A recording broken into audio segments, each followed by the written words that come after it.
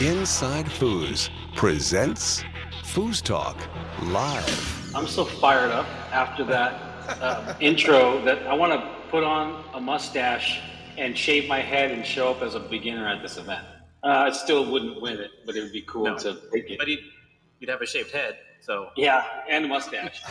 It's FoosTalk Live. You talking to me? Compelling and lively banter. Are you going to talk to us? Talking foosball. Foosball was how I measured my value as a man. You took that away. Players and fans, promoters and pros. Unedited and raw. Talk.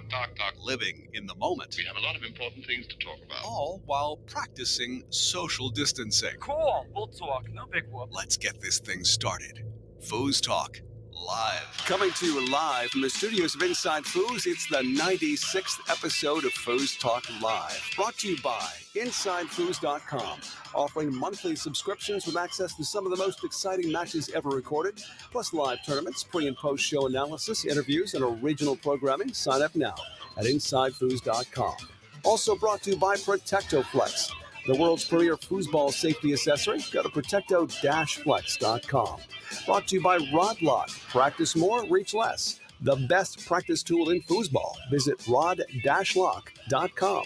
Brought to you by 518 Prints, one of the best printers of promotional items and foosball apparel. Visit 518prints.com. Brought to you by Foosballers the Movie. This Joe Hesslinger foosball documentary is now available as a worldwide download at foosballersthemovie.com. Also brought to you by the USTSO, helping to usher in a new era of competitive foosball. Become a member at usafoosball.com. And brought to you by Foosball Clubs USA, promoting foosball through school systems all over the United States. Make a donation today at foosballclubsusa.com. Well, welcome to episode 96 of FoosTalk Live. I'm Tom Robinson. A pleasure to have you along. Let's chat foosball. What do you say? Well, having a conversation about foosball is always a whole lot better, especially if you've got somebody to talk to about it, especially the greatest play-by-play in the foosball history. Welcome back, Jim Stevens. Hello, Jim.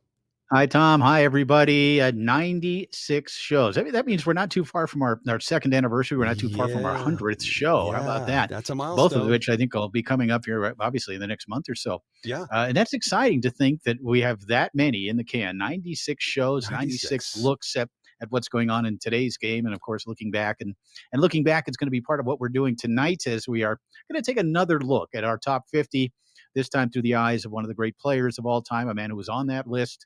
Mr. Ken Alwell himself. So looking forward to that. At number 35, by the way.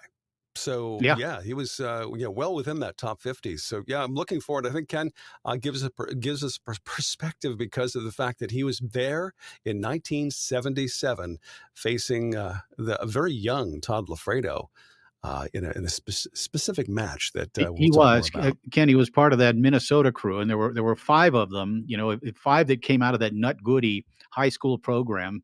5 players who ended up in our top 50, all of them, of course, in the Hall of Fame. Right. And Ken Alwell, in I think you said 35, the highest rated player on the list who never won a world championship. How about that? Wow. He was right there, finished second in 77, finished second in 79 in super doubles, had other really high finishes, top finishes, but was never able to break through with a world title, yet still.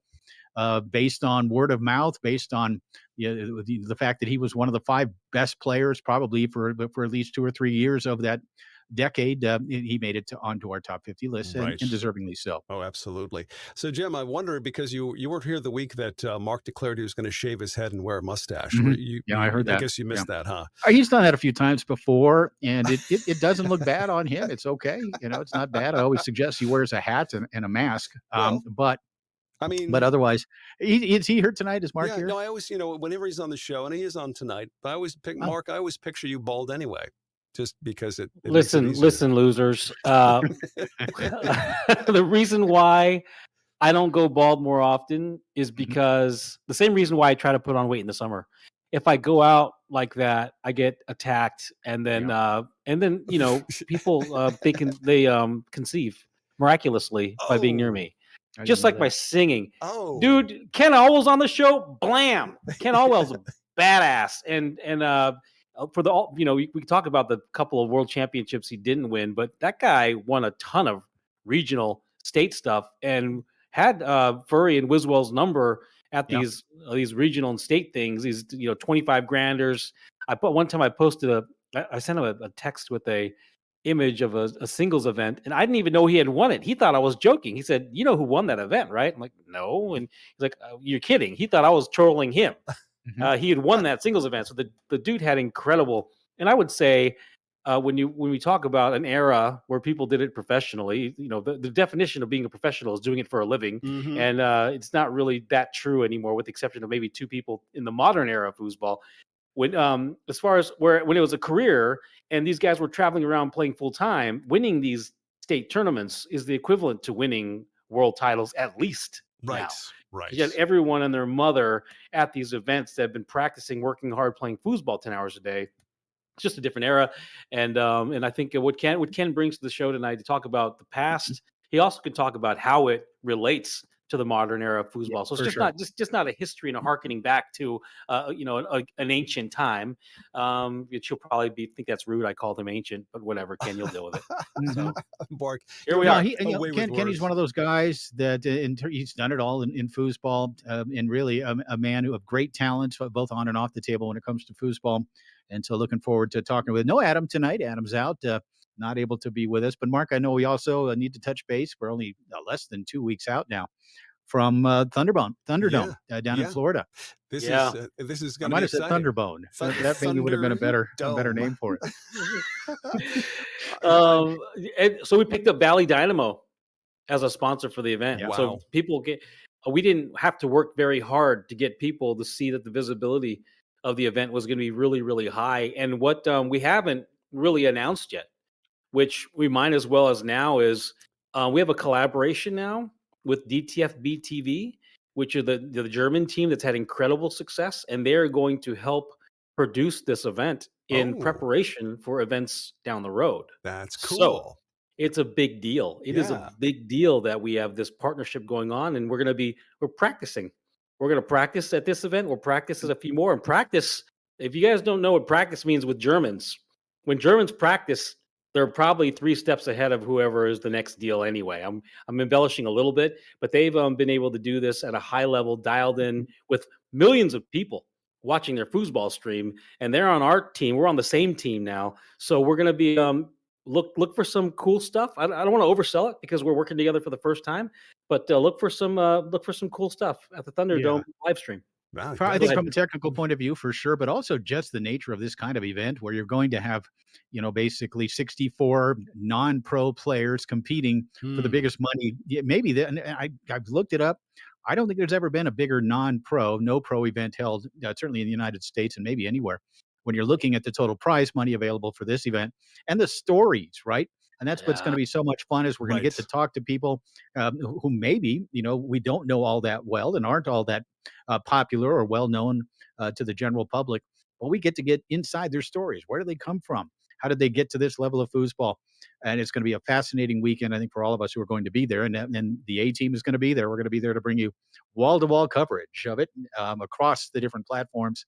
And really looking forward to what should be a magnificent event. I want to add on to that, Jim, because you touched on something, and I was harping on the German connection, but part of the drama that happens anywhere in anything.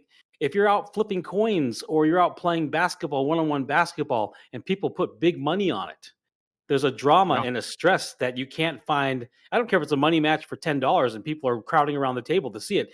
These young men and women are going to be playing for a ton of money. They're going to be playing for a ton of money. The stress is going to be there. The excitement is going to be there. And we got 64 players coming from across the country that have laid down the cash and are at each other's throats for this money. It's going to be a really, really. And I'll say one last thing: we've run this tournament 7 times in mock drafts. So we used modern foosball because we wanted to make sure the integrity of everything was working. We ran it 7 times. And multiple occasions, there are ties that need playoffs. Ties for $5,000, $6,000, $7,000 that need a playoff. So it's going to be amazing. It's going to be incredible. Love it. This is exciting. Well, foosball is kicking in again. And of course, despite COVID being what it is right now, we're now seeing an increase in playing. And so we here at FoosTalk Live want to be on top of things. We want to make sure that when you tune in here, you get the latest, greatest when it comes to what's coming up in your area when it comes to foosball. So we want to introduce this evening a brand new feature.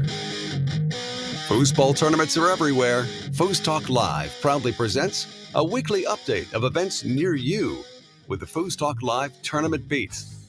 Here's what's up.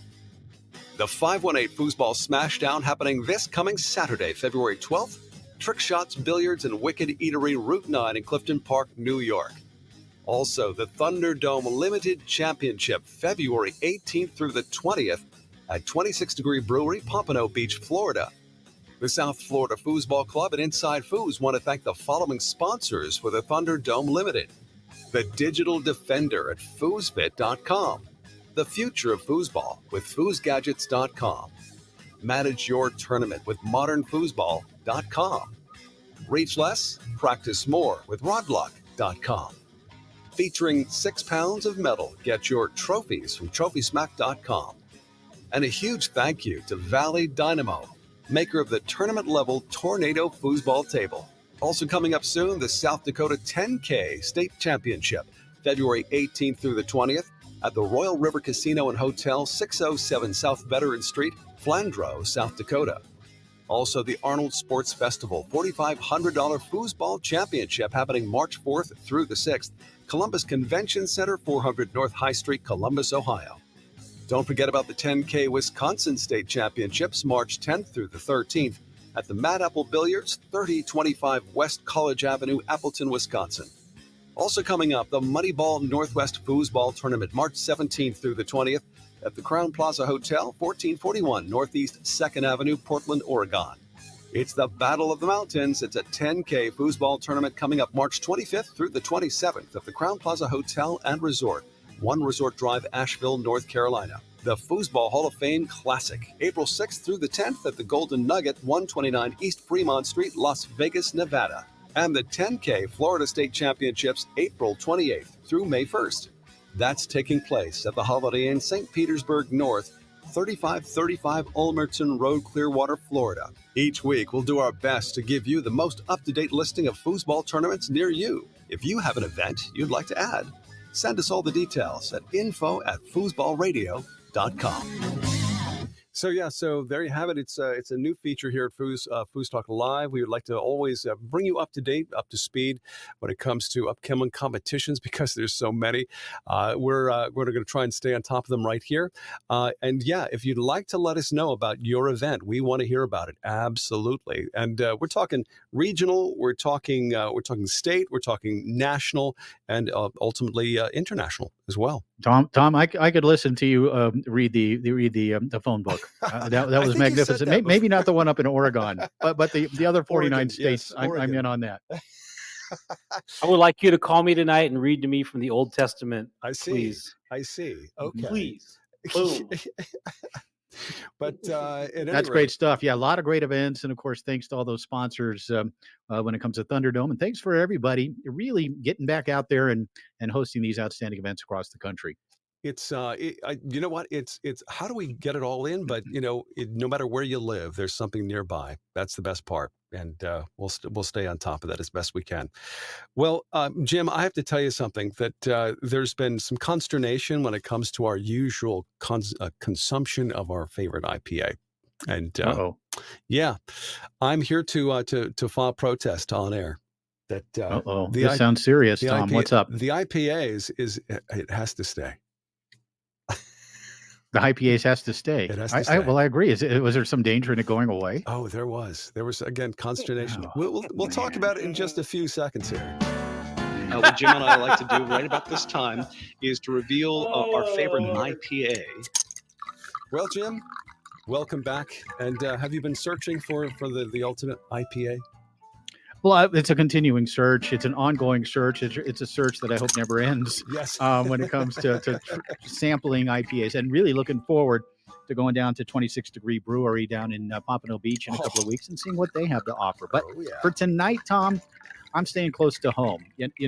Durango, Colorado, we have a narrow gauge railroad that travels from here to Silverton, going up over 10,000 feet along the Animas River. Just beautiful, one of the most legendary railroads in the world. Nice. And so we have a local brewery and restaurant called Steamworks in honor of steam engine. It's these railroad these trains are pulled by steam engines. Okay. And tonight I'm having the Conductor Imperial IPA.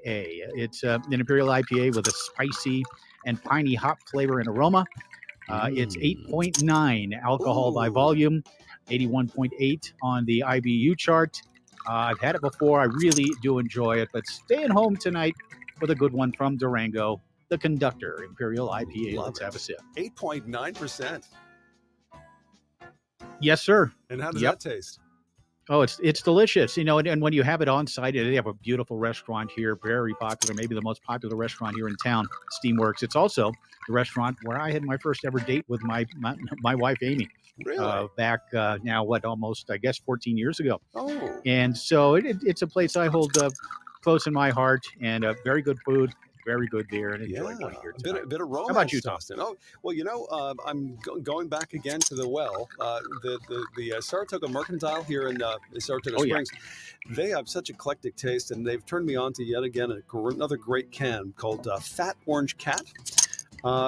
This one is called the Traffic Lights Turn Blue Tomorrow.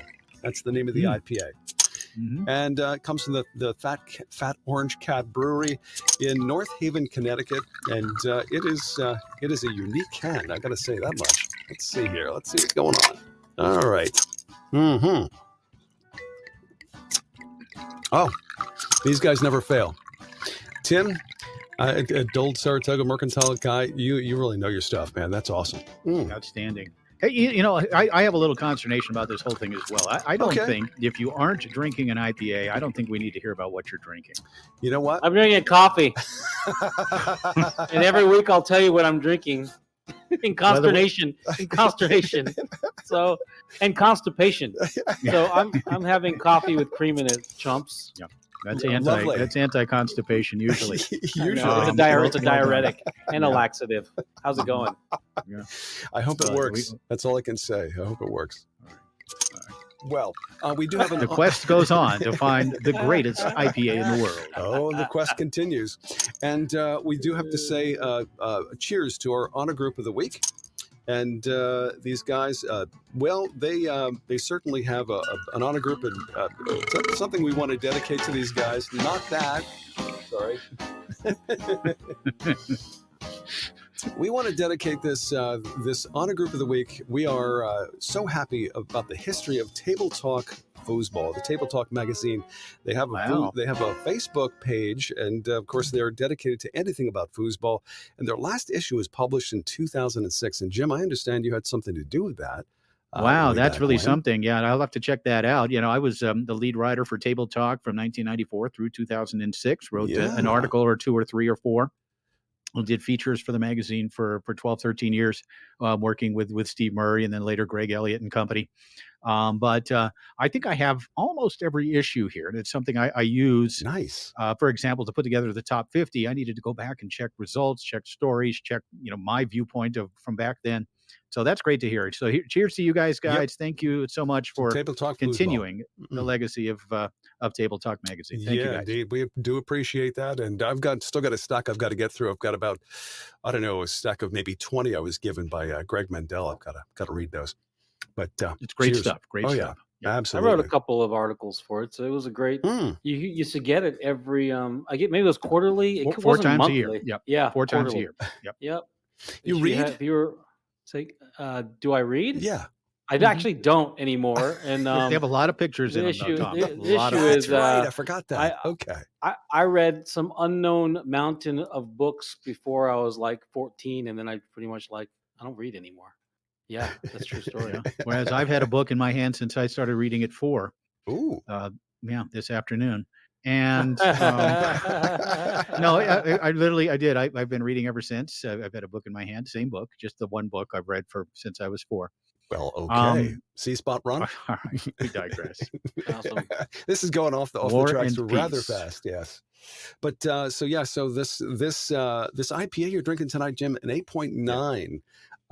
Yeah, is it all in one shot tonight, or are you just It's an Imperial. Yeah, it's an Okay. Imperial IPA. I've got a couple of them, and about Mm. halfway through the first one, and it's very nice. It is, and again, when you have it at the restaurant, it's so fresh. It's really good, and this is tasting pretty fresh as well. Well, if it worst comes to worst and Ken gets on the air with us, we'll let you know what happened. How's that sound? Yeah, no, come on now, Tom. I know you can handle it. One of my favorite double IPAs, the Melvin 2x4, is 9.9. Oh, I didn't know that.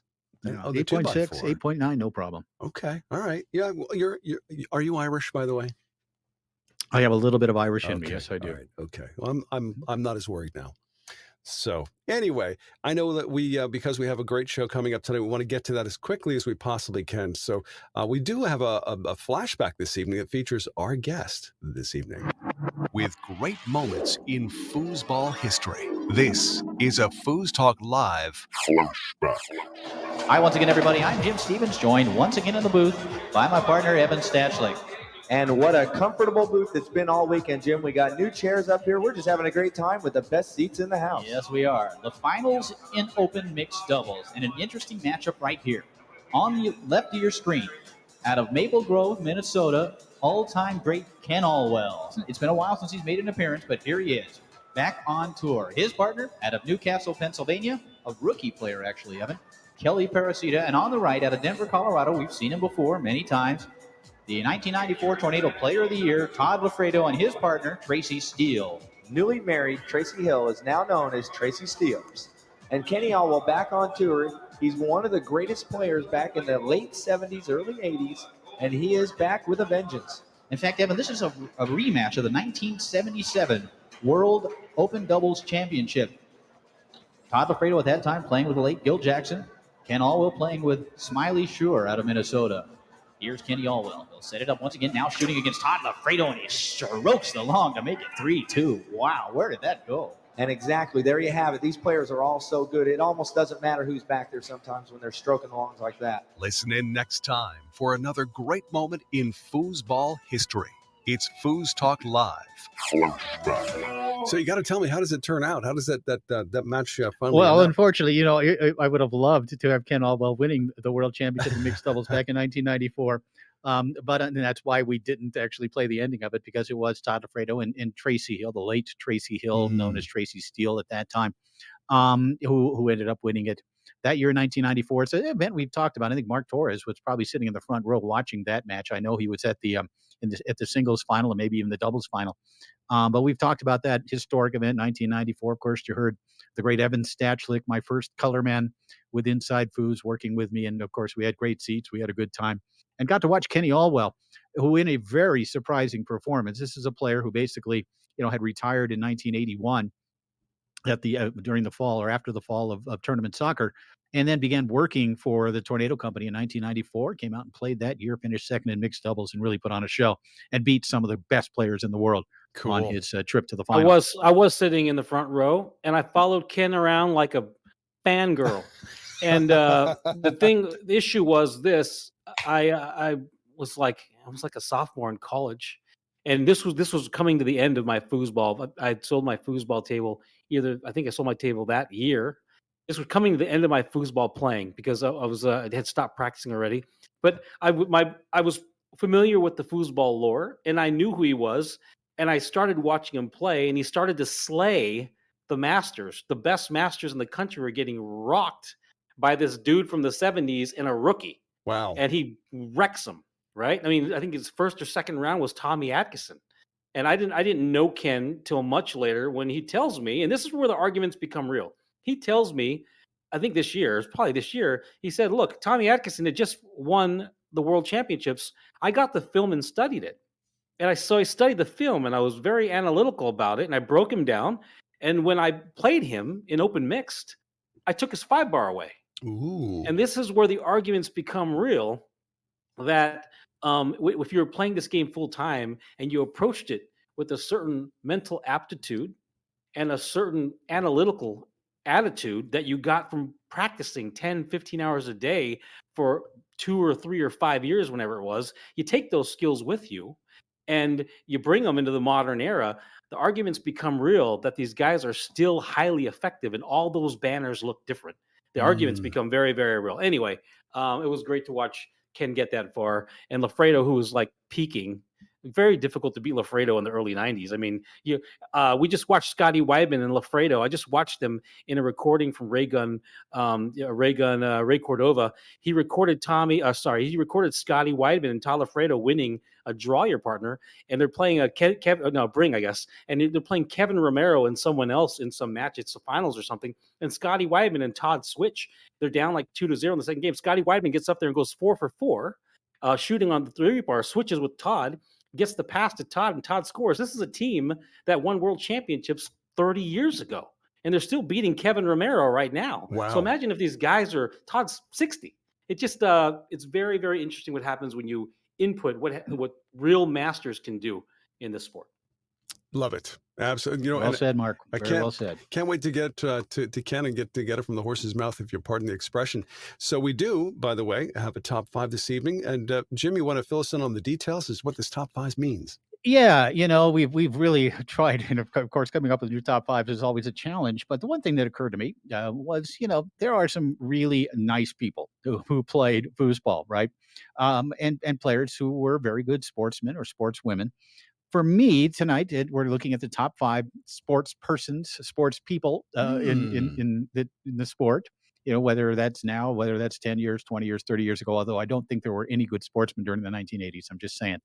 And so that's kind of what it is. We're going to kind of honor the 5 that kind of stand out as being great sports people. Now, for me, I want to make sure they're combining skill with that. So I'm talking about 5 players who not only did it on the table, but were also great sportsmen off the table as well. So that's kind of what I'm looking at. Okay. Mark, of course, may take a completely different angle. He's had all day and part of yesterday to come up with a list. So hopefully he has. That doesn't mean anything. and so we'll see where he goes with this. But for me, I want to combine skill with sportsmanship and recognize those who really stand out in that area. Let's get this underway. Time once again for the FoosTalk Live Top 5. 5, 4, 3, 2, 1. FoosTalk Live Top 5. Number. Well, I guess it's my turn. Yeah. Okay, what do you got, Mark? You know, last year was a fortuitous year for me because being involved with Inside Foos. Last year was the most tournaments I'd ever been to in one year, and I think it was like 5. I got to count. I might have been 5 or maybe possibly 6 events. But prior to that, when I was playing back in the 90s, I was fortunate to go to 2 because I was poor. So I'd go to the World Championships, and that my parents would send me to that. And then I'd be lucky to go to another one on the West Coast, wherever Santa Barbara or whatever, San Bernardino. One year I went to Oklahoma. Point of this being, I went to a lot of foosball tournaments last year, and I got to see people, all great players, on table number 36, on table number 45, and in the pit. And I could see them. People can have a facade. They can have a persona. Not unlike Mr. Stevens here, who pretends to be a nice guy, was really a jerk. And the opposite with me, I pretend to be a jerk, but I'm a nice guy. Anyway, exactly. I get to see how people respond in winning and losing situations on any table because I'm out there floating around watching. And one guy, my number 5, he probably, when I get to these 5, they could be all over. Brandon Moreland. I mean, this is a dude, he's a world champion. He's a tour champion. And whether he's winning or losing, at worst, he's shaking his head dishearteningly, like someone took his lunch money. It's like, just, that's his general demeanor is just like, look, I'm here, I'm playing, and if you win, you outplayed me. And he just kind of has this kind of, head nodding thing, and he accepts gracefully. And he shakes hands and he walks away, and he's a world champion who does it. And he won Colorado State with Trevor Park, 4 or 5 a.m. Adam and I are doing this match. As humble as can be, winning or losing, my number 5 is Brandon Moreland. Yeah, I like it. And of course, he's had a great deal of success. I think a future Hall of Famer as a player, and another player who did make our top 50. But yeah, no, I think that's a great choice. And also, I think the other thing that factors in here is how good of a partner are you, in a DYP or whatever. And Brandon Moreland certainly a great partner. For me, I have Adrian Zamora at number 5. And Adrian, a lot of it is just his temperament, isn't it? He's kind of a gentle, kind, gentle soul. Of course, he knows the rules inside and out. A great referee, one of the great officials of all time when it comes to foosball. Very fair player on the table, always willing to give compliments to everyone else but himself and not take the credit. Great partner, as we talked about as well, and a guy that I think, because he understands the rules so well, kind of takes him to another level when it comes to sportsmanship. A good guy, just generally speaking, but then when he is also a guy that understands the rules, abides by the rules. When he went over to Europe to compete over there and he did so well, of course, everyone knows who he is from the Inside Foods videos. All the the international players know who he is, and he's always so good with them. Really represents America beautifully when he travels as well. So my number 5, one of the truly great guys in the sport, Mr. Adrian Zamora, AZ. Mark, I think if you forget how many tournaments you go to this year, man, just go back and review your bar tab receipts. That's all you need to do. No, that would be depressing. Talk Live, That'd be top depressing. 5. Number. That was actually a big downer, dude. But you brought that up. I swear it's true. It's probably in the area of $2,000 every weekend. It's around that area. Yeah. Wow. Maybe that's a mile. I have to look. There's definitely more than one tournament where. Anyway, if you want to drink, you come find me. I don't drink IPAs during the show, but I do. Okay, number 4.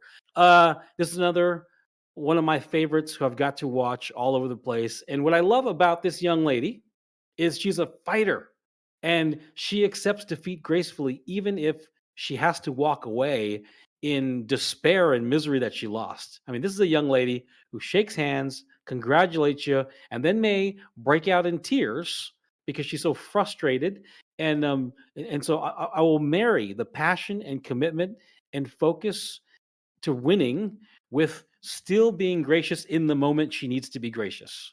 And I love that because I love it. It's one thing to be me, and to be me, I don't even know who's winning half the time I'm in the match. I swear, it's like, what's happening? Whatever, I lost. Okay, I'm gonna go do something. That's not. There's no skin in the game for me because it's kind of like whatever. But for someone who loves to win and works her tail off to win, Sullivan Rue, I think, has incredible sportsmanship. Graceful losing is what I'm looking at, and being in the limelight all the time and winning at such a high percentage. I think it's lovely to see her when she loses manage it very, very well. Sullivan Rue, my number 4. Yeah, and for sure, and you said it, because she can be emotional after losses, which is due to 2 things really: just her high level of competitiveness and her relative young age, I think, as well. But she really does handle her business very well. And speaking of people who handle their business well, my number 4, and it may surprise some people, but when you stop and think about it, you go, I think you're right. My number 4 is Billy Pappas. Billy, now he isn't, like some of the other people on this list. You're going to look at him and go, boy, they are just the nicest guys, always have the nicest things to say, et cetera. And Billy, when you talk to him, certainly a very nice person, no question about it. But this is probably the fairest player to ever play the game. If he jars you, he's giving it to you. And even if he doesn't jar you, he's going to ask you if he did, and he'll give it to you. This is a guy who understands that sort of golf mentality, right? Where you are basically officiating yourself. And he gets it. He really gets it. And he's consistent with it. I have never seen Billy Pappas cheat, never even come close to it. I've never seen him do anything but err on the side of the opponent when it comes to the rules. And maybe it helps that he knows he can overcome anything with that incredible talent of his. But he is a guy that's also a very good partner. You ask anybody who's ever played with him, he really is open to switching. He's just really a great communicator with his partner, et cetera. Not a guy maybe you look at as the most open and friendly guy, necessarily, because he doesn't do it demonstrably, right? He is, though. He is a very friendly guy, but just is also kind of shy. But again, a guy that never would think to cheat you. Doesn't have a cheating bone in his body.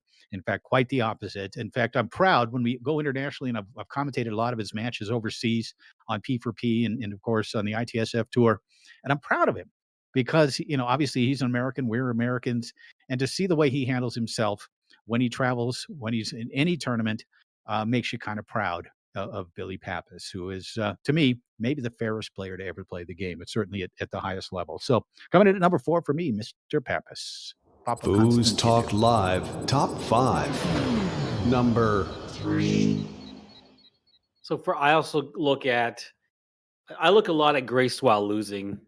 It's easy to be a nice guy when you're winning. That's been my theme so far. What's your gracefulness when losing? And also, the great champions I know, or the great winners who don't make excuses behind the scenes.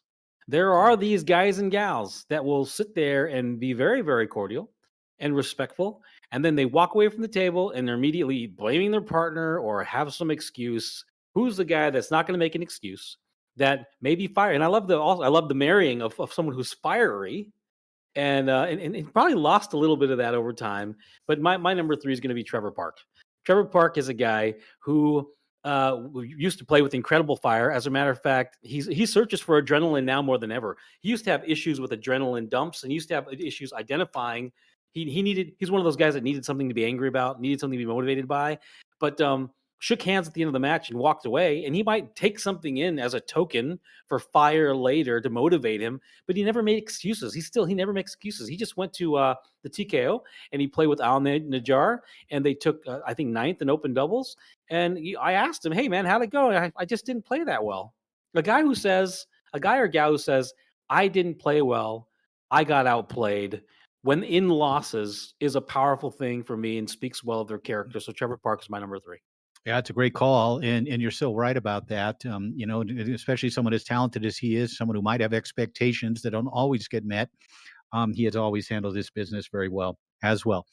Number 3 for me is a woman who maybe falls a little bit under the radar.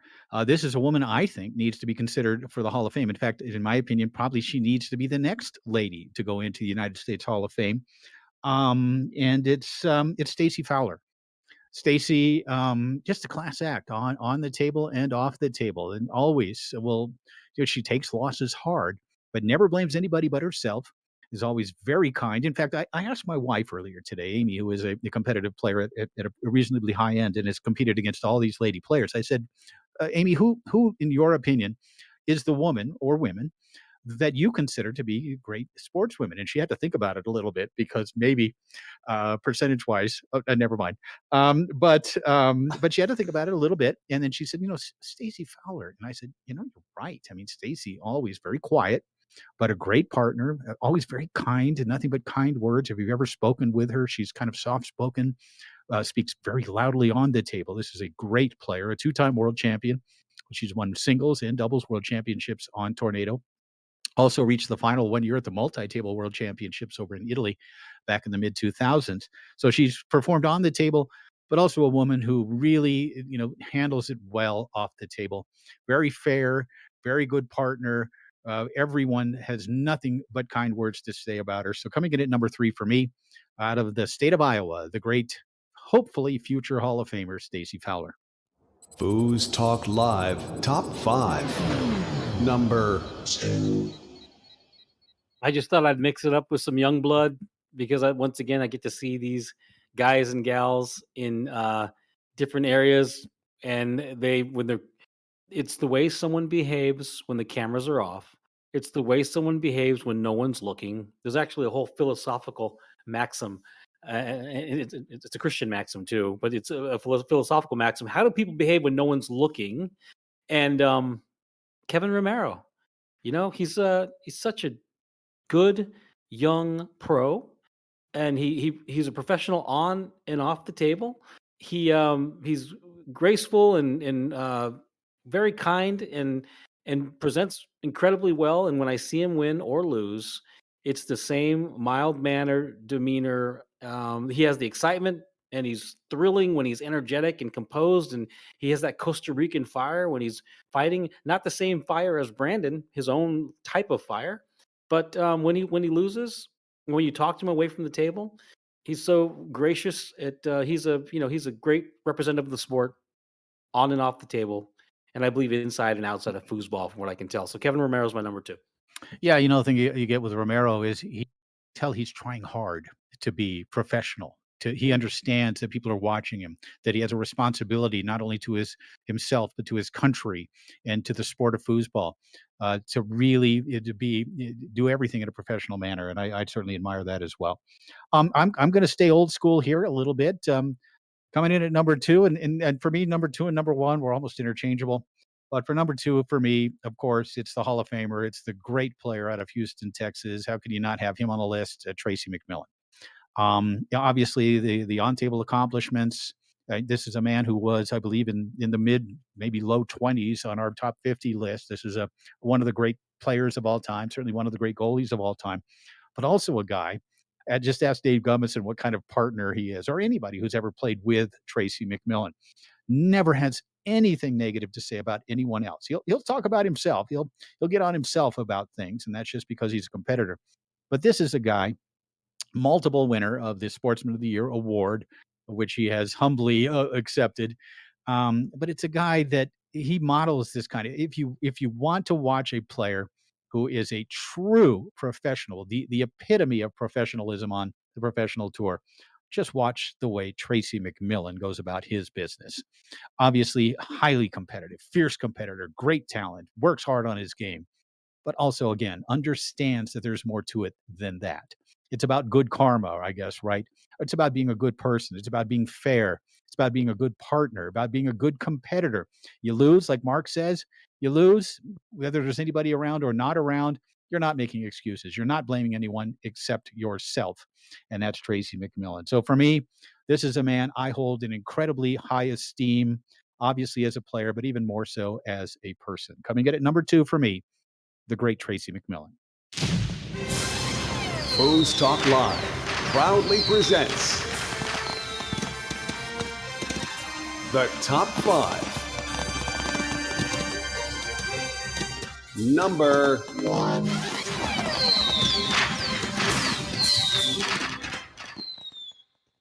There was one guy last year who particularly grew on me.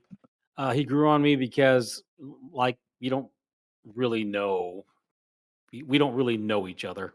We know as much as we can see or as much as someone wants to show you of themselves at any one time. And this can be said about anyone. This could be said about your wife. You know a side of your wife. You know her intimately. You know her in multiple ways, but there are pieces of her there's pieces of my wife I don't know.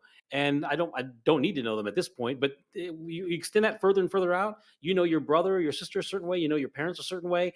This is relevant because we know foosers in the foosball community in a certain way, and they could have a character, they could have a social identity in foosball, and they could give off a certain vibe, and so you think certain things, and then you get to the heart and get to know what they're really like on the inside, and you quickly realize if they're good people, are they really just good people in there, and what's the personality like outside of foosball. And this is a great champion, like a guy who's really come of age in the last 2 years and has done amazing things, and was finished just out of our top 50 and is rapidly trending on this trajectory of greatness. He's sooner or later he's going to win an open singles major, but he's been tearing it up on the double side. And when you really get to know this guy, he has this DJ Breezy, and he has this thing going on, and at the end of the day, he's just a humble dude from the South that is trying to figure things out. He's a young man, and Blake Robertson is my number 1. He's a good guy who will play with his friends and work his tail off and try hard, and he comes off with all these different types of ways. But at the end of the day, he's a good guy. He's not going to make excuses. He's going to play to the very end. He's going to play his tail off, and he'll lose. Good-natured, he'll lose and have a laugh and a beer with you afterward. Blake Roberts is my number 1. I love it. I love it. And the one thing with Blake, from my perspective, is to see the growth. When I first met Blake, he was 15, 16 years old in Kentucky, and maybe a little bit lost, certainly focused on foosball. And to see the growth of this young gentleman, who we still look at, even though he's in his 30s now, we look at him as a young man still. Mm-hmm. But you're right. He really is a good person, right? And that translates, I think, into his game, into the improvement of his game, certainly over the last few years, when he really has gone through the most difficult barrier in foosball, which is to go from basically a low master to a high master, right? It's that, or high pro to master.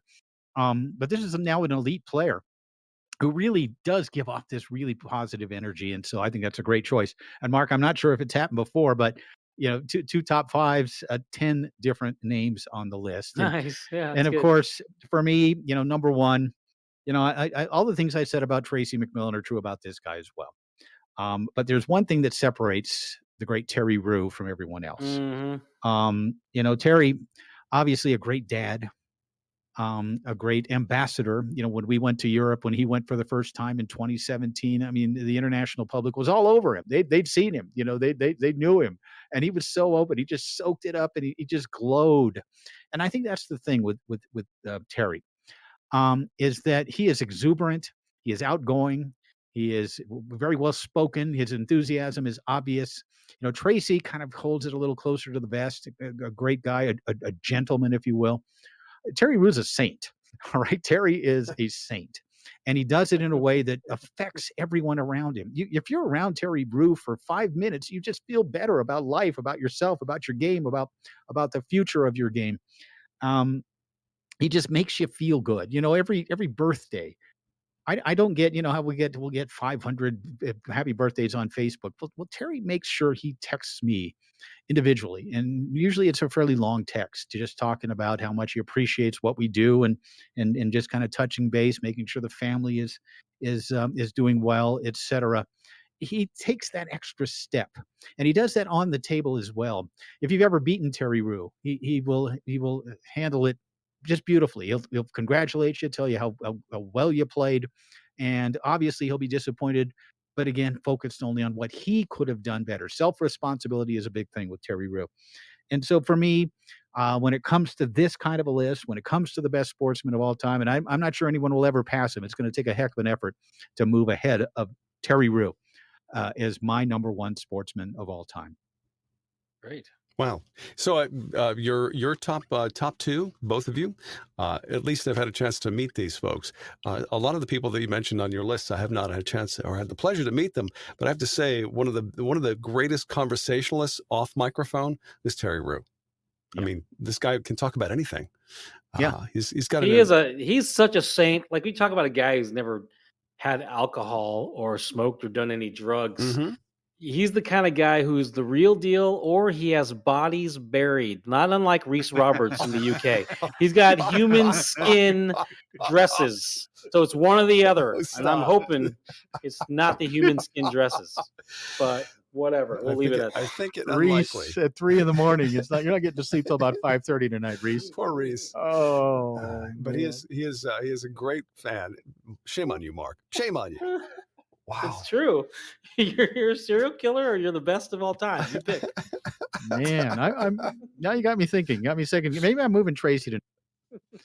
Yeah. Oh boy.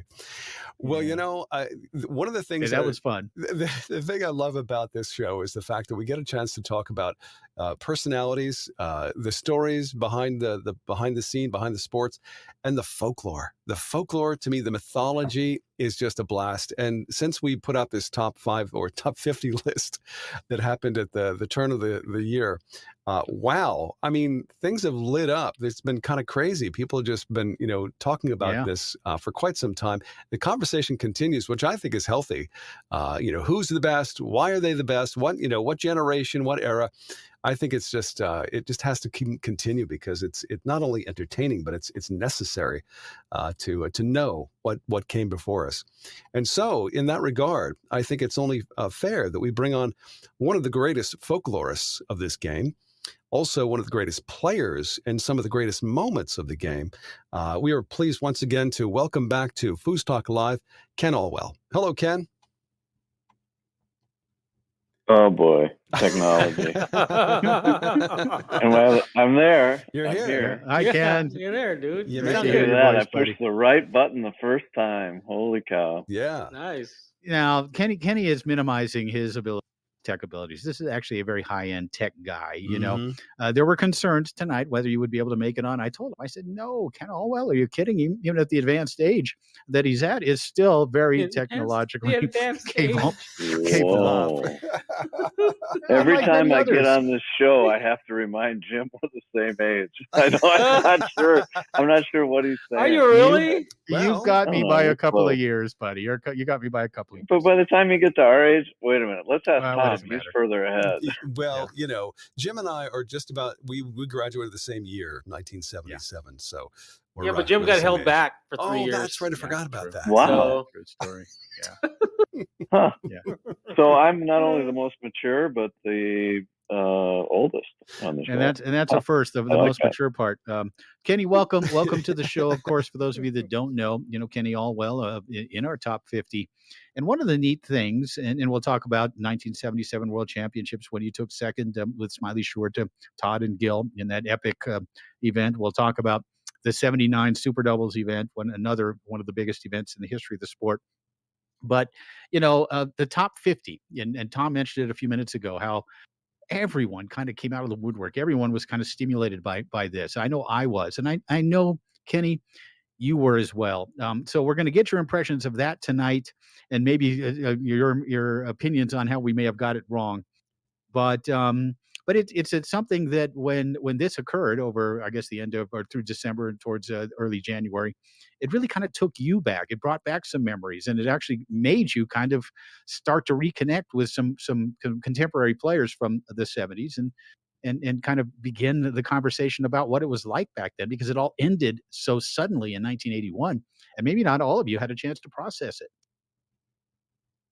It's over. You mean I'm not playing anymore? Sorry, yeah. So I think there's a thing that may occur. It may be normal amongst humans, but not just foosball players. But if you kind of, when you get a certain number of years behind you, like you forget certain things. And so when this thing came along, and you had asked me, Jim, for what I thought was the top 20 just on TS, and I didn't know what you were using it for. But even that brought back, trying to put that list together of my own top 20, what I thought from my era, it was difficult. And anyway, it made me think of these people again. And in fact, one of the people so I went on kind of a little rampage of my own afterwards, and I started calling old friends. Some guys, like I spoke with Doug Furry. We hadn't talked in a long time. Doug and I were good friends. But just, life happens. I'm living in Canada, and you guys are Americans, and I remember when I was. But it was a neat thing. And it started with, actually, you want me just to launch right into this one? Because I got permission to share one of the stories that I picked up. Yes. Talk about this, please. So I got a guy who played Doug Furry for the Porsche in 1976. He won novice. He was from Minnesota. And his story is incredible. This was super singles, right? The super singles event. Super singles. Yeah. He beat Laurie in the playoffs. His guy's name, well, you know what? I'm not going to give his name because he kind of, I don't know how much he wants. It's a matter of public record, Kenny. It is a matter. Is it really? Well, I'm just going to say we called him Julio, and that was his nickname. And he was famous in Minnesota. He was, but I never met him personally. I was nobody, and I played. I knew some of the. I knew all the top players because they were the gods, right? And he was one. I knew his reputation, and I had only seen him play a few times. He was a very flashy player. Wore 2 gloves, shot a pull kick, had a certain style, and he's actually a little bit older than me. He'd quit before I started, so he knew a lot of the same people that I did. He actually came back and played that event after not having played in tournaments, and won novice and played Doug for the Porsche, which is amazing just in and of itself, that story. But he went on to win national snowboarding titles. He won 7 national titles. Wow. In snowboarding. So he obviously athletic. But his stories are amazing. Like at one point he played in the tournament over in Wisconsin, I guess some bikers ran this thing. He got a check made out to Julio. And he cashed it. Like, it's the 70s. I don't know. Anyway, so I got a bunch of stories with him, and understood, kind of got a picture of some of like what these older players who were establishing things. Like, he ran tournaments. He's the one who started tournaments at a couple of places that I ended up playing at later. Frenchman's, Richfield Lanes, where Kaiser learned how to play. So anyway, I have a copy of Kathy Brainerd's Who's Who of Foosball here, and I am looking him up. And all it shows, it doesn't even show his 1976 second place finish in Super Singles, and that was a huge event, as Kenny said. First place was a Porsche. I don't believe Julio was his real name, correct? You want me to spill the name? Are we believe it. going to put people on a damn? He is listed. He is I know his listed name. I know in the his Who's name. Who. He's listed in the Who's Who as Julio Garvin. And it just Well, shows him as a that'll keep 19. it down. Yeah, and that's what everybody knew him as, right? Yeah, and I think there were, I know for a fact, in every town there were legendary players, and and in some towns it was just like Lot tells the story of Big Daddy, and so this was it was all part of it, but in what he did to translate, it's such an extraordinary story to go from, here's a guy playing foosball in bowling alleys, and then a couple of years later there's this national tour, and then he's in the finals in a pits playing for a Porsche. You think, where else in life does this happen? Yeah. It's almost like a fairy tale. Mm-hmm. And in some ways I think we sort of lose perspective.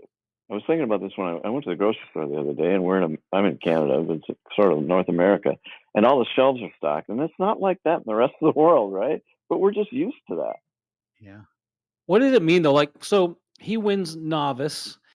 Is that an incredibly challenging feat to do? Are we talking about a massive field of novices to get to that point where he's with Furry in the final? Does it make him a phenom during that time because he just comes out of nowhere after taking a break and now he's playing for a Porsche? It's unbelievable on its face. You could say that. Yeah, you could say that, Mark, or you could say the competition just wasn't that good back then. What's your opinion, though? You're there. I mean, we'll hear all kinds of I stuff. don't have opinions, Mark. I only have facts. It's 1976. Tell us.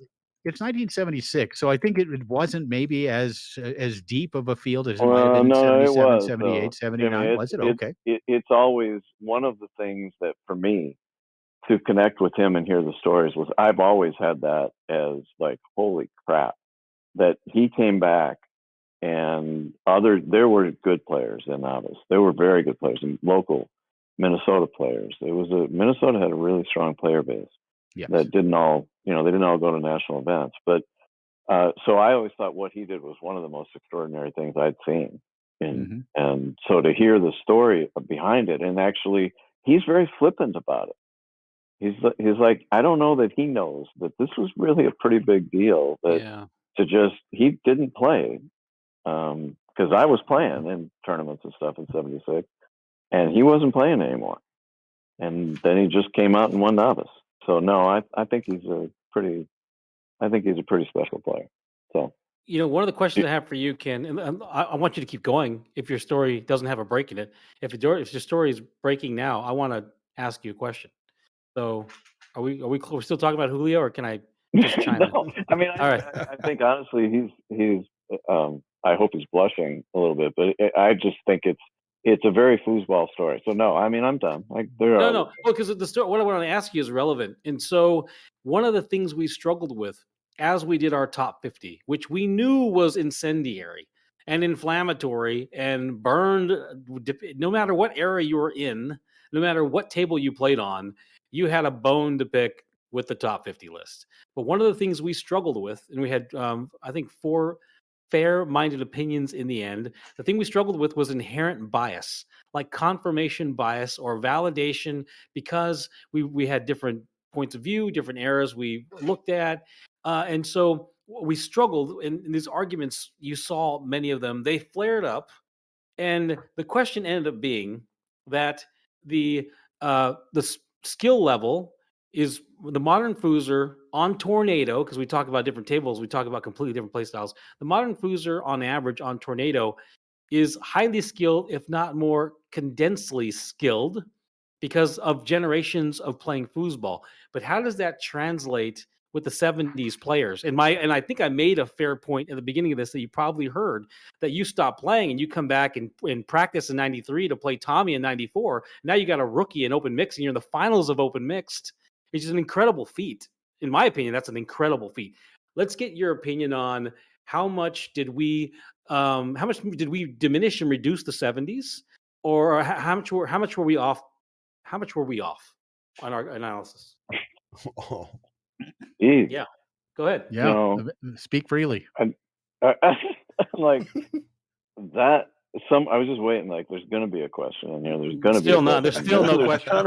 I just talk, dude. I just talk, and hopefully someone picks something up. But anyway, all right. Well, it's too big. Like, as you just wandered around with it, and you don't. I think what you guys bit off was probably, it turned out to be a little bit bigger than what you thought in some ways. But but all good. It's just like, it's obviously not going to be the end all of all things, right? In terms of this, and really, it's tough to say, because some of it you have to project, because outside things influenced what occurred, and the talent pool is less now than it was. Not the talent level. Make sure I'm being really clear about that.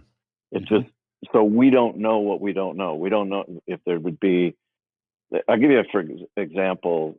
I mean, this thing really kicked my brain into gear, because I know I learned so much from playing the game and practicing, and being in tournaments, taking it seriously. Disciplines that are still with me today, and so that kind of thing. So I came along, and in my area, because Curry and Wiswell were already established and Bells and Bednar was established, if I was going to get established, I had to really do something special. And in finding a way to beat them, I had to dig deep. Well, there was another generation coming along behind us. Guys like Larry Chesborough, Dave Gummison, Ben Rivera, Alwood Macacao. Horton, Spear. And they were doing things. Huh? Horton and Spear, but go ahead. I'm listening to you. Those guys. Spear was already established. Spear was, okay. Yeah, he was a player of the year, late 70s. Yeah. And Horton came into his own. I think. I mean, you can include. Okay, I'm not trying to do the end all here, like you guys did. I'm not doing it my own top 50 here, so I'm gonna leave people out here. But I'm just saying, for example, Horton had to develop, but Horton had to come up with a game that had to beat us. We had to come up with a game that had to beat the people before us, and all of that. Like how you did that.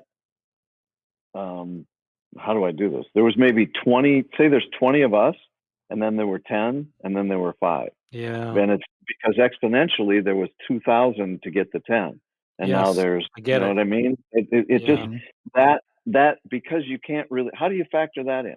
I'm not going to take anything away from Tony Spreederman or Billy Pappas or Robert Mares or any of these people that, some of whom I've competed against, watched them grow up. Some, like Billy, I saw when he was a kid, and then when he started winning, and I love him, and I think he's an incredible talent and would have been anywhere. But I think there's also, or in any era, but I think there's 5 or 10 Billies that never started playing foosball. Does that make sense? Well, yeah. Let me tell you why. I want to add to this. Does that matter? I don't know if that even matters. It does. Let me tell you why this is critical. It's funny you bring up Billy, and I just want to say this. If you look now at the most successful foosers, whether it's Ryan Moore, Tony Spreederman, Billy Pappas, Kevin Romero, Brandon Munoz, Sullivan Rue, they are second-generation foosers.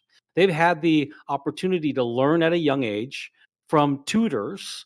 And now, if you take that and extrapolate that, you can say that there should have been hundreds, if not thousands, of second-generation foosers, not the children, but the proteges of you guys. You guys, if it was remained a professional sport, and this is the one I struggled with, you guys would have ended up being coaches.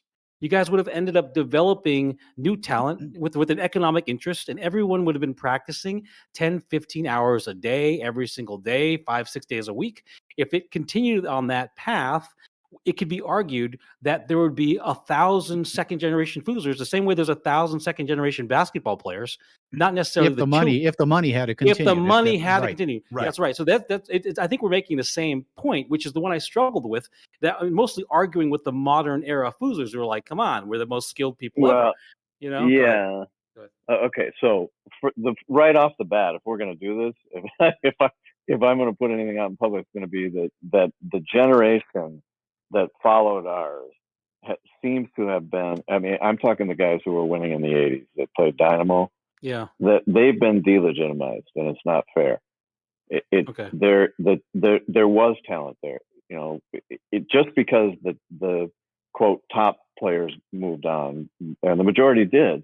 It definitely left a vacuum, but the skill level, I don't think, suffered in any respect. I'm not sure that there was a huge fall off. Now, did they have the opportunity to actually know what it was like? I mean, I laugh sometimes when I see some of the people who I know for a fact have never played in front of 2,000 people for 30 or 40 grand, so they don't know what it's like. They can talk about it, they have opinions on it, but they don't know what goes through their heads. They haven't had that kind of experience.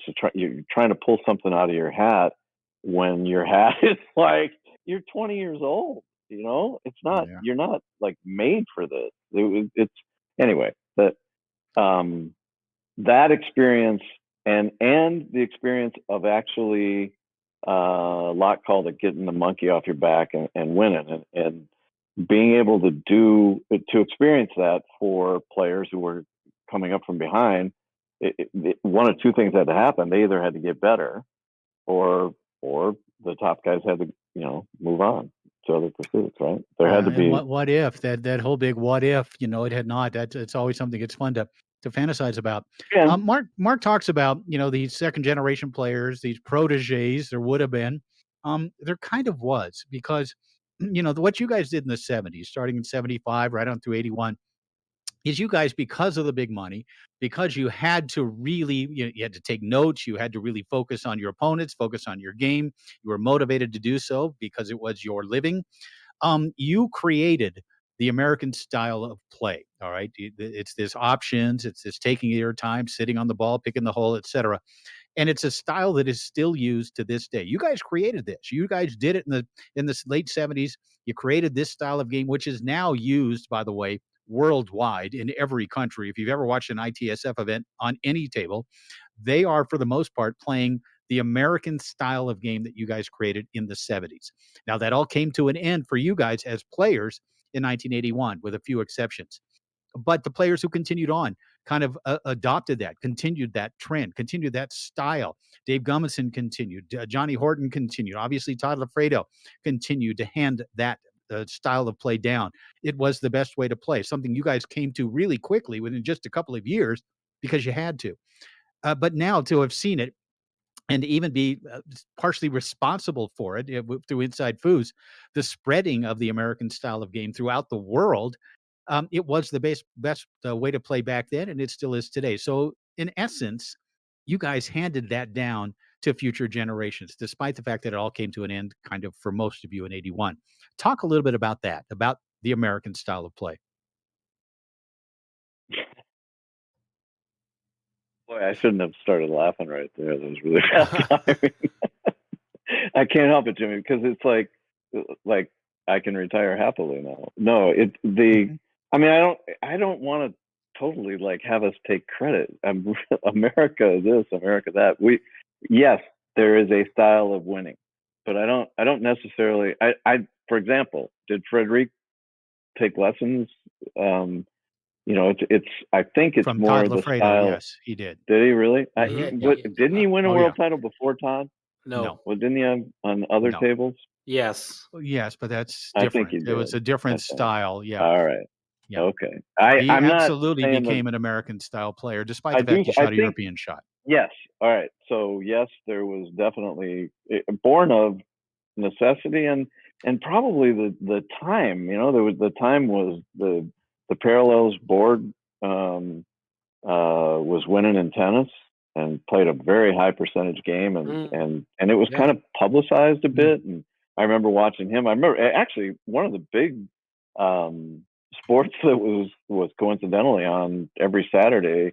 I remember going up in my room and watching bowling, and the top bowlers like Pete Weber and these guys, they were really consistent, and they talked about their head games. They talked about mind games. They talked about getting control of what was upstairs. And I know in our circle, it definitely, you had to eliminate mistakes. How do you do that? How do you play the most consistent, highest percentage game under pressure? And so, we developed those kinds of games, yes. And then, and honestly, the kids behind us were, like I think I told you this earlier, even to Jim, that what was his name again? I forgot his name, Chesbrough, right? Yeah, Larry. That guy, had a really similar game to mine, but it was a little bit better. Like, I didn't beat him. I only played him a couple of times because he was young and just starting. But it's amazing how much people refine and improve on things. I will argue that skill wasn't lost from the 70s to the 80s and the 80s to the 90s. That wasn't lost, but I was there. And so what was lost was the intelligence and aptitude and strategizing, because the places that maintained it. So if you go back, you take a look, and Colorado remained a dominant force to be reckoned with because Mike Bowers was a coach and mentor, and he had Lafredo and Spear, and that was everyone went to Colorado. I mean, Terry Moore became a student of Lafredo and Mares, and these became the top, of course, someone who with good skill became an all-time great player. Like Scotty Weidman was playing in California with us, he would have not ever been anything like the player he is now. So where skill wasn't lost, when the great players did stop playing in the 70s, and you guys were no longer mentoring to your own set of champions and grooming, what was missing from the skill was everywhere. The skill was across the country. The pockets that continue to win were the people that learned how to be champions and make strategic decisions under pressure and be analysts of the game. That was lost. But I will ask you this, the question in here is, you've seen this stuff online. You've heard some of your contemporaries talk about it. What has been dramatized or fantasized about the 70s that isn't true? What would you say that that is romanticized about the 70s that really is a fiction? It's not really true. Is there something? That's a great question. Yes. Yeah. You know what, though? Here is the spot. I'm sitting in the spot because I know the answer.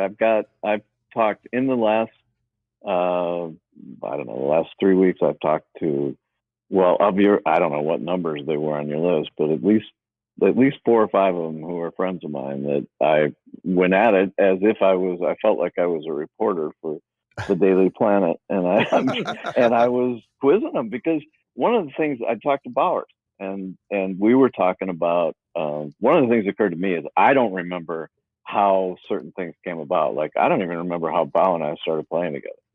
And so I was curious about that. I don't remember why Brent and I started playing together, because Mike and Brent were partners and best friends.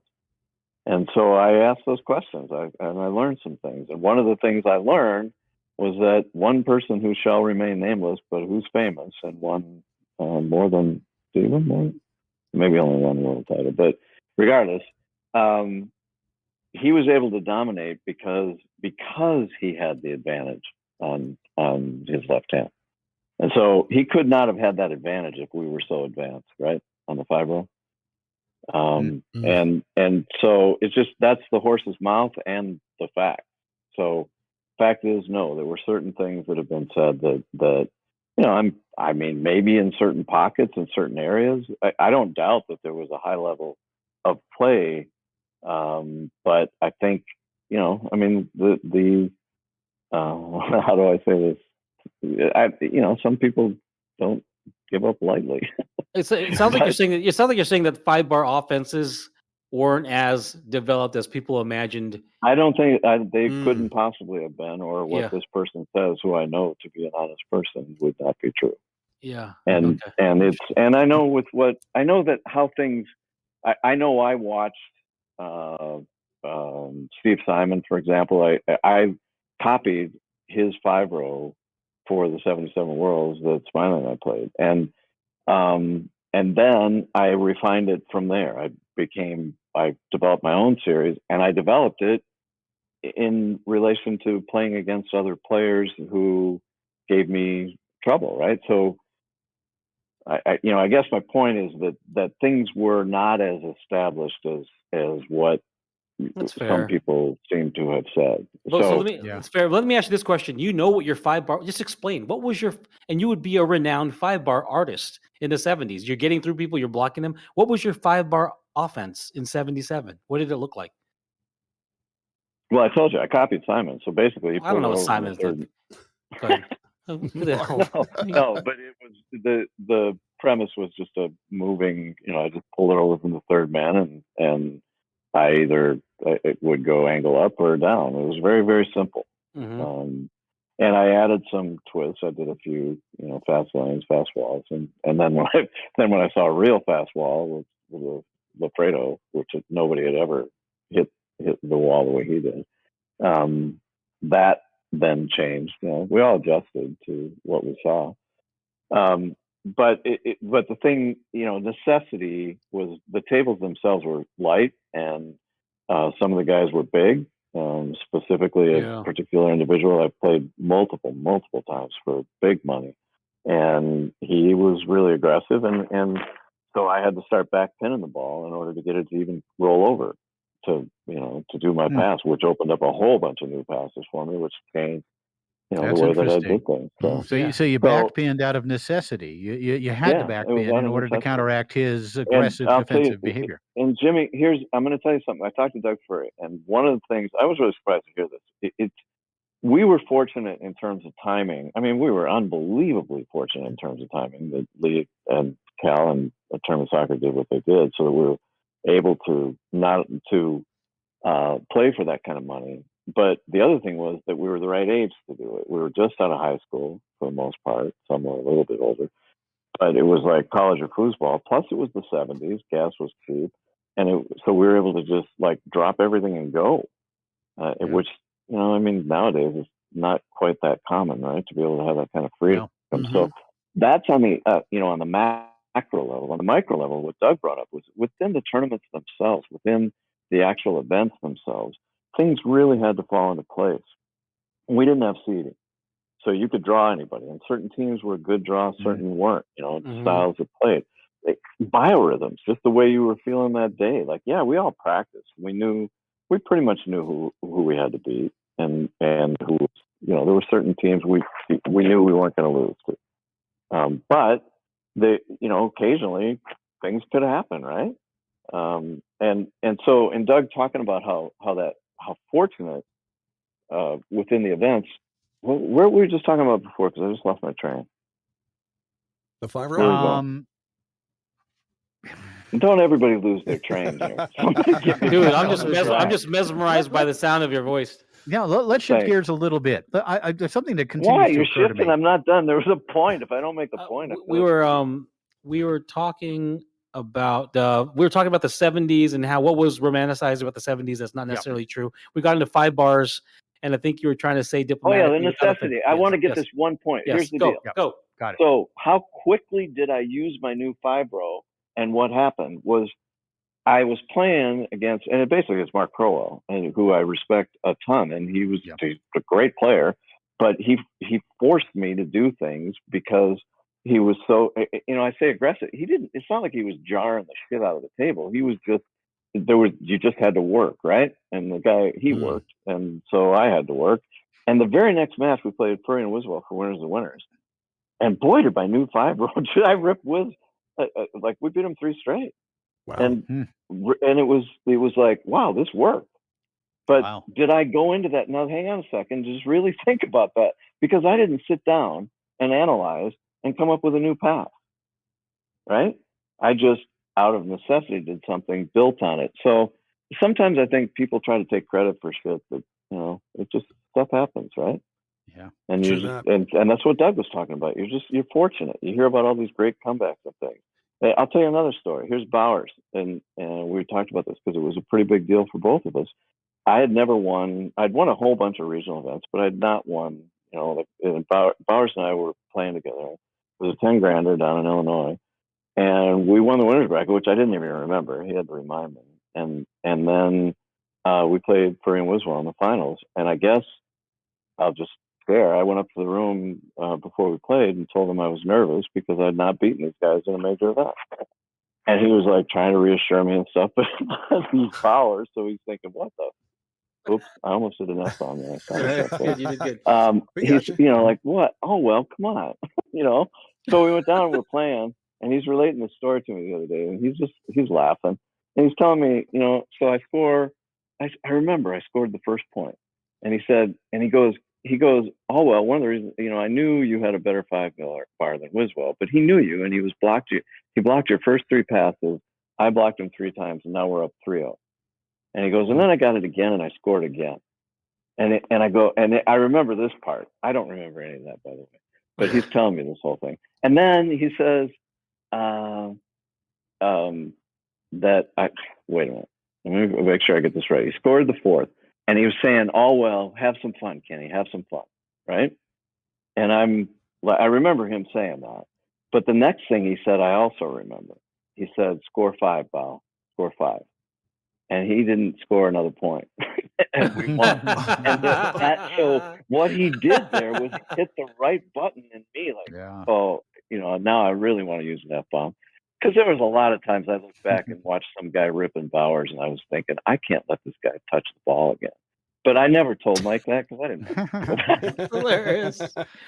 And that was your basically your first tour win, 1977, the Illinois State Championships, right? Yeah. Yeah. Yeah, We'll talk so. about 77 in a second, but what occurs to me, all right, and we've had a lot of conversations with players from the 70s, and you and I had a conversation earlier tonight before the radio show. And what occurs to me, 1981, right, the crash of TS, September of 01, the end of TS, shocking, devastating for so many players.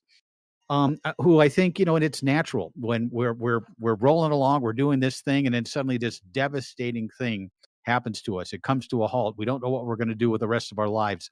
I think a lot of the players, including yourself, maybe to some degree, after that all happened, sort of buried it all and had to move on. It didn't look back on it, and in some cases, maybe haven't looked back on it until this top 50 kind of stirred things up. And I know for you, it did to some degree.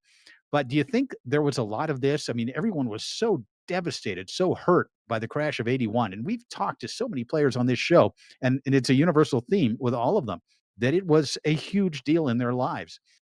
How many of them do you think even to this day, and how therapeutic would it be to get a bunch of you guys, 20 or 30 or 40 of you together and talk about it and remember and have a reunion, because so much of it has been buried because of the level of hurt and pain that happened because of it. And I really got that sense from you to some degree, less so because you went on, you continued with foosball to some degree. But I think it's something that with many of you this was such a major part of your life, such a big deal for it to end like it did, was devastating for you. And how many of you do you think still need to sort of work through that, or maybe are beginning to, and stimulated by this top 50? Address that a little bit, if you would. Wow. Well, again, you can focus, and I think incorrectly, on just the elite, for example, that were winning. Yeah, because true. It isn't. It was a game.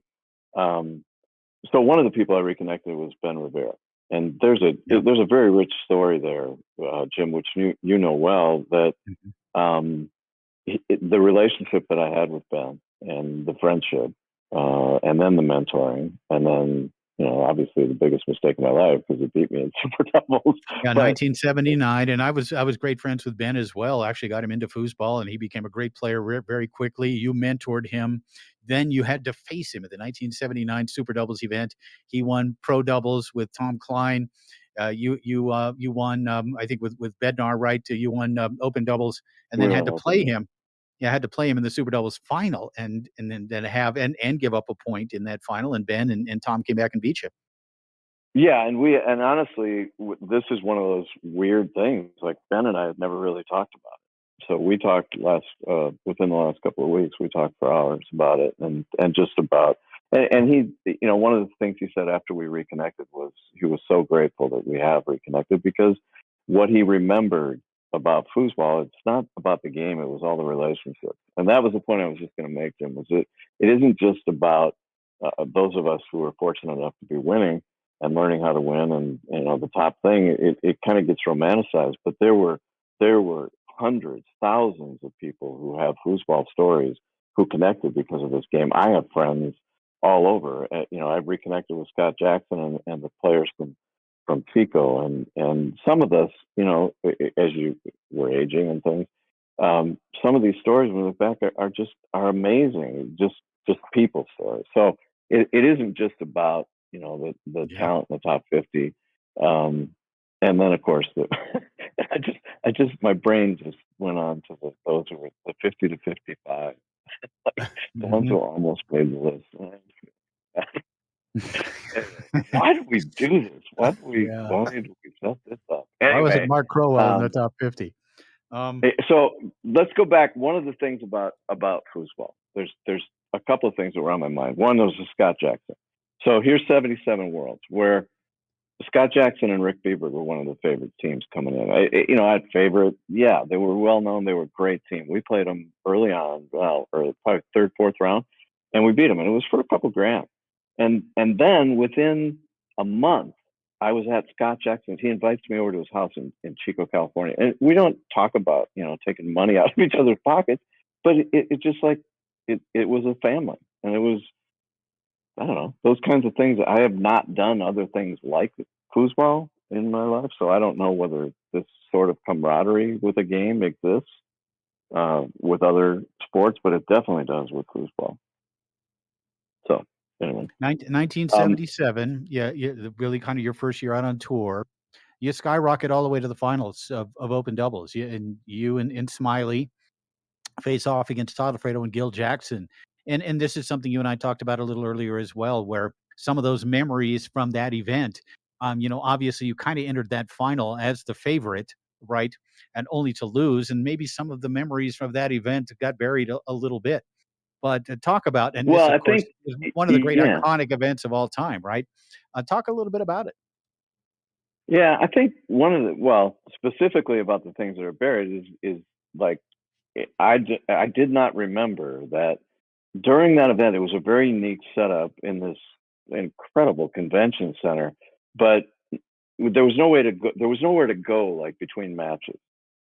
Whereas not, in a normal hotel, we were able to go up to our rooms or whatever. You take a break, you get to have some downtime and whatever. But at that place, the hotel was across the street down the block. It wasn't the greatest area of town, and so we were pretty much in that ballroom. Well, those bleachers they were huge and they went way up to the top. I developed the habit of going up to the very top, and I sat up there with these two guys from Minnesota. One was Gary Pollock's brother, Donnie Pollock, and the other was a bartender from Moby Dick's, and I can't remember his name. I think it was Brian. Anyway, these guys grounded me because this is a huge event, and there was tons of people there from Minnesota, and here's this bartender from Moby Dick. That's how big foosball was. He just came to watch, and it was this huge spectacle. And he was cheering, and we talk about the Minnesota players and what was going on, and I talk about who I was up next. And I remember sitting there with them when they announced our match against Bells and Bednar for fifth or better. And Bells they were the reigning world champs. They'd won in '76, so this was a huge match. And Gary Tinder over the broadcast system, and I remember I get goosebumps now thinking about it. How this, seriously, this was a huge event, and as those two guys sitting there with me were part of a contingent that was there from like I said, from our area, and there were areas from all over the country that had the same sort of thing, that same kind of camaraderie, and kind of like they have. I'm sure they've got foosball stories. Donnie, I know, played. Gary played. Anyway, so when I don't know where I was going with that. I mean, no, other than foosball is more than just top players. So Ken, when you're in that moment, you're in that final match. There's a lot of people watching. That's a crucible. I mean, players today don't know what that's like. to have that amount of attention paid to one table and to four players. Can I say something about Tom? You've been pretty quiet. Yeah, well, I'm learning as I go along here. It's a Oh, fascinating all thing. right. Well, No, it's I'm not. I just am like, wow, that's right. Tom's here. no, I was playing foosball in 1975 on Bonzini in my hometown, and we were the best in the bar, Okay. that kind of thing. But we never toured, never got out and competed. But I just can't imagine being in that moment, that crucible, with all those people and all that money on the line, and it's just you and your partner against two other people. I mean, what's in your brain at that moment? Do you remember anything about that? Oh, I remember exactly what was in my brain. Okay. Not ready for primetime information. No, it was. I remember it was the first time that I'd been in that kind of a final. I've been in other finals, but this was just. I mean, there was again nowhere to go. Right. And I remember I sat under the table and alone. I Wow. didn't communicate that much with Smiley. He was kind of in his own space because he really Smiley very rarely got drilled. He was a pretty good, well, very good defensive goalie, and also very good offensively. And Lafredo was just on fire. Yeah.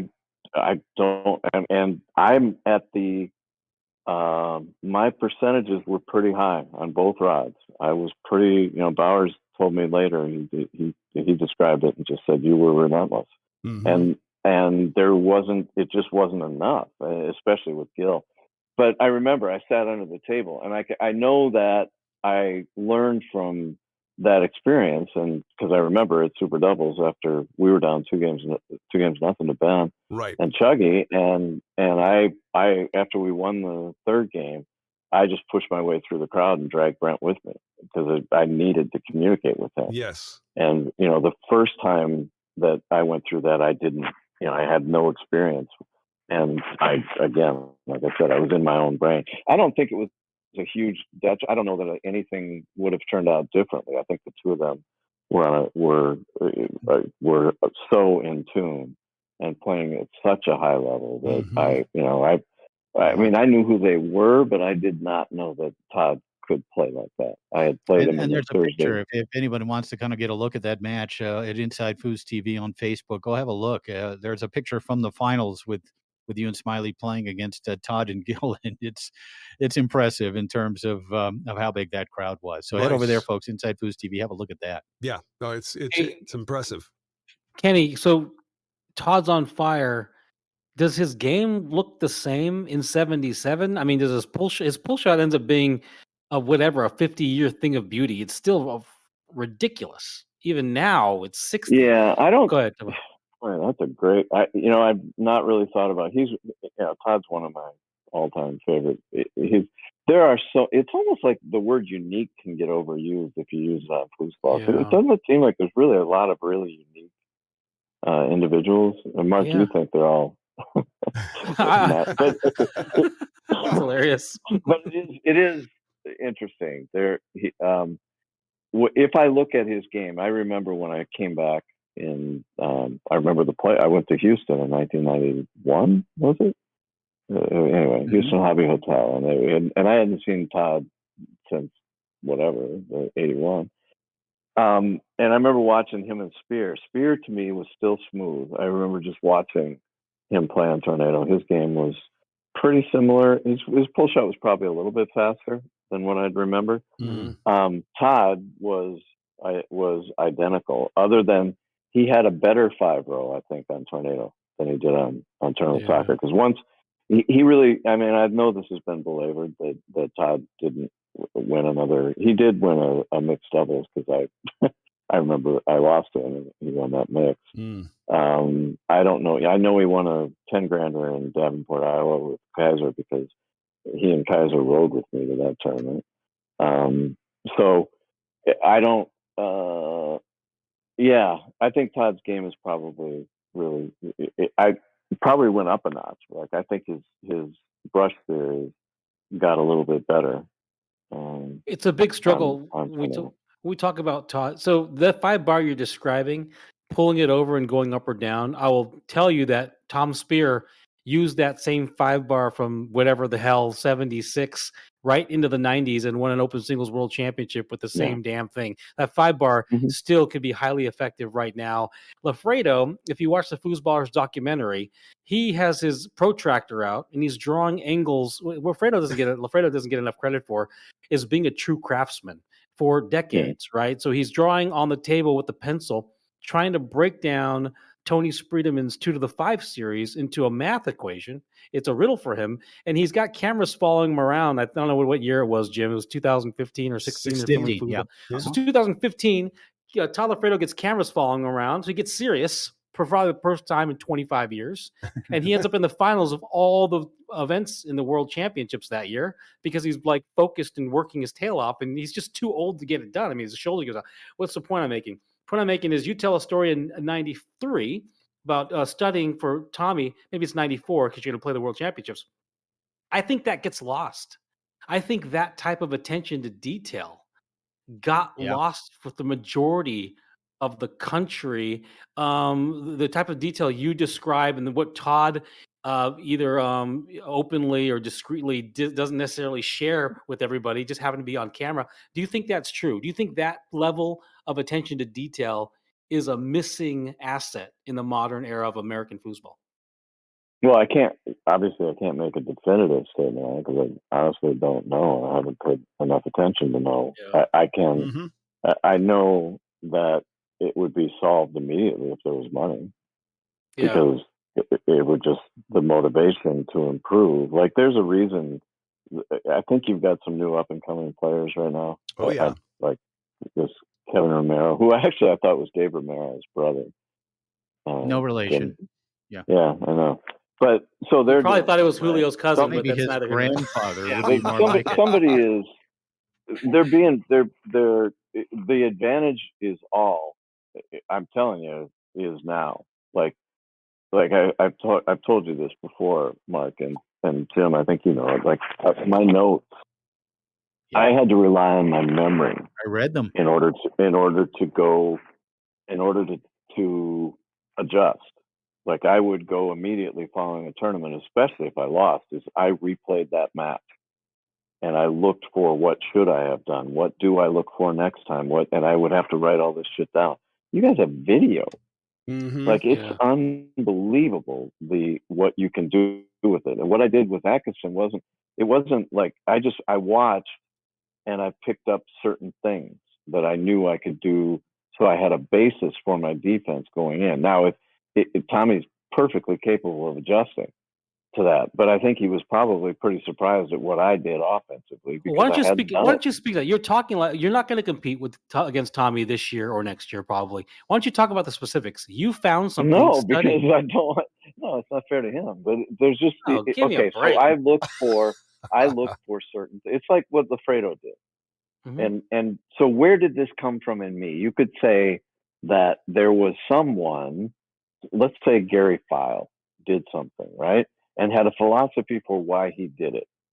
Now, I might, as Kenny Alwell, have watched him play, but never talked to him and observed him through osmosis, have adjusted my game accordingly. I don't know where the credit for that. Who cares where the credit for that goes, honestly. But in terms of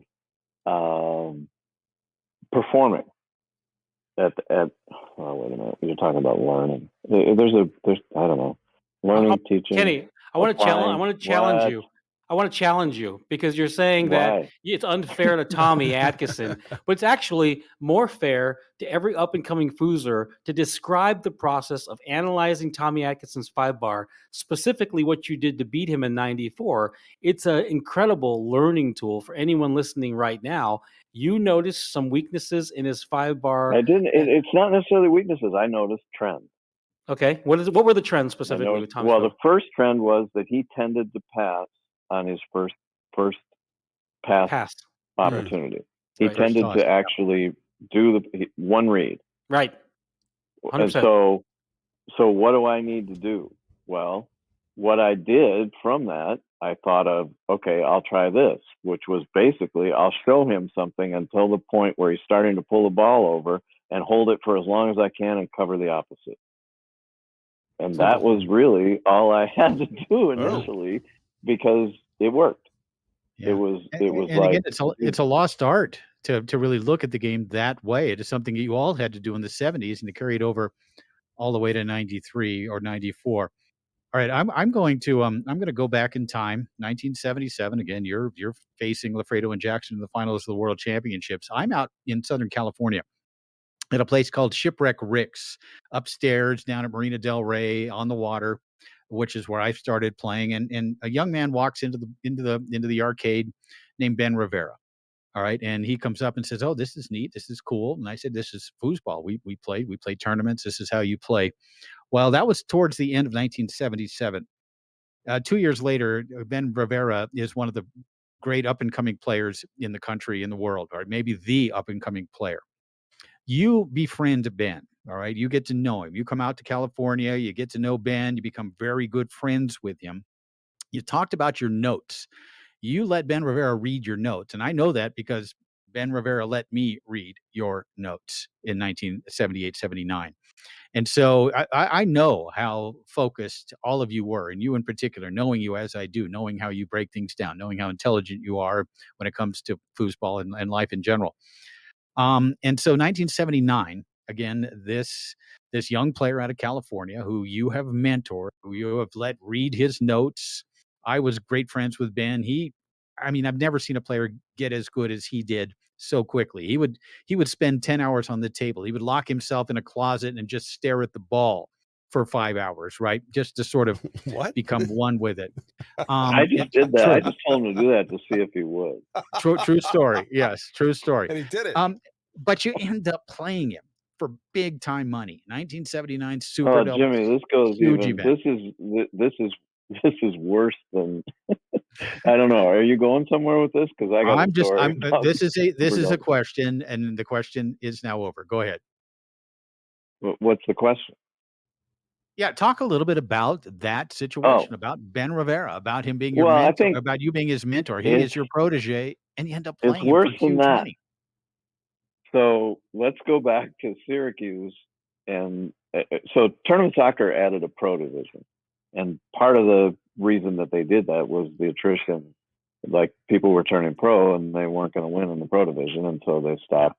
I mean, the model of making money, somebody's losing, somebody's winning. Anyway, so they did a pro division. Well, Dave Gummison and Tom Klein, Chuggy, won that $50,000 tournament in the pro division in Syracuse, New York. So Ben came up to me and said, "Who's that guy?" I guess Ben lost to him, and I knew him as Chuggy, and he's Gummison's partner, right? And they're playing. And Ben wanted to play with him, and I said, okay. And I went over and told Chuggy to play with Ben, and that he should play with Ben. And so now Gummison, Dave brought this up to me. I talked to him a couple of times in the last couple of weeks, and I feel really bad now because I don't remember all these details. But so it's been confirmed on both sides. I'm the reason those two played together, and then they beat us. Oh. So there you go. They end up facing you, and Gummison played them in the finals. We almost played Gummison in the finals of the pro division. The other thing that people don't realize is that tournament soccer froze the prize money, so that people who were pro at the beginning of the year could remain pro for super doubles. Yeah, and so they had no fears because some of them turned master, and there they were. They turned pro. So. And I talked about how Ben became so good so fast, and we're talking about a player who practiced hard and was almost a perfect player at that time. I mean, Ben Rivera was a great player. He was not a pro player at that point, and he was getting a point against you guys, right? A point spot. But this was a very high. Well, he won open mixed at that event, so there's very little question that it was. But honestly, Chuggy played better than I expected him to play.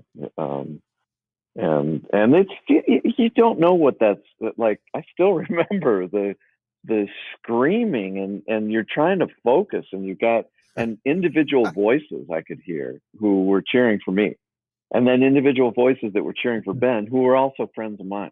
And what was first place in that event? Confusing. What was first place money in that event? $20,000. Wow. Yeah, $20,000. thousand. Hey, real quick, Ben Rivera, was he a Filipino dude or a Mexican dude? Yes, he was Filipino. Yeah, Filipino. yes, a Filipino smashed you. There's no question here. Oh. Yeah, but you know what, Mark? I had to teach him how to do it first. Yeah, so I it's did. really not real fair. Just like the Americans after 1898. Whoa! I love I'm it. gonna call the It's like, HR. what? What is this? What are you talking about, dude? Kenny, Boy, here's the we just- thing. Mark published earlier that you had a bone to pick with us about our top 50. What did we get wrong about the top 50? Who would you have had higher? Who would you have had lower? Who would you have had on the list that we didn't? Tell us about what did we do wrong with Hold the top on, Jim. 50? Hold on. Let me ask this question because I had nothing to do with the tabulation of this. Right? Yeah. I stood back and I watched. Okay. If you can, Ken, if you can come up with just one major miss, what would that be? Karen Gillan. Ooh. Okay. She did finish like 56th. There you go. Let's do 51 to 60 and make things worse. Which woman would you have had her in front of that we had on the list? You know what? Honestly, and I'm going to be really truthful. I don't remember the list. Yeah, that's fine. And at the time, I didn't pay that much attention to it because it was more fun. I was having more fun just reconnecting with my friends. Yeah, I love that. So I didn't really. I mean, I guess I remember, Mark. I think I sent you an email or a text or something. I guessed at what the top 10 would be based on who hadn't been, nothing had been said yet. And I remember there was some mention of baby seal clubbing. So you can draw whatever reference you want from that. Says the Canadian guy. It does. You know what I love? Yeah, obviously it's not a perfect world. And if you are not a perfect, I know that there is one human being on this planet right now who wishes he'd never had his name publicized as being involved with the list because he feels like nobody listened to him. So anyway, it's not, you can't look, honestly, you could come up with some criteria and try to come up with some, something that makes sense. But even, I remember, didn't I read something by Billy Pappas? He was really upset, like, what world is Tony not ahead of somebody, whatever? What world is Tony not higher than Lafredo? Yeah, because Tony is winning and Tony did it. I mean, Tony had this is the deal that I don't think is as well discussed or whatever, is what did Tony have to do to beat Lafredo? Win more doubles. Like I didn't do it. I mean, I did win more doubles. It's that simple. It's not that simple in my mind. In my mind, it's win in 5 different decades. Yeah, you try that. Lafredo's won a tour open doubles championship in 5 different decades. Still, based on what Tony did in singles, if you give Tony 3 to 4, maybe 5 more doubles championships, we are putting a list together right now. No, but hey, listen. Let me reel this back in. I love that. Let me tell you why I love your answer. First of all, you named a woman, and we got enough flack for having women on our list. I appreciate that. But here, let me tell you the most powerful thing.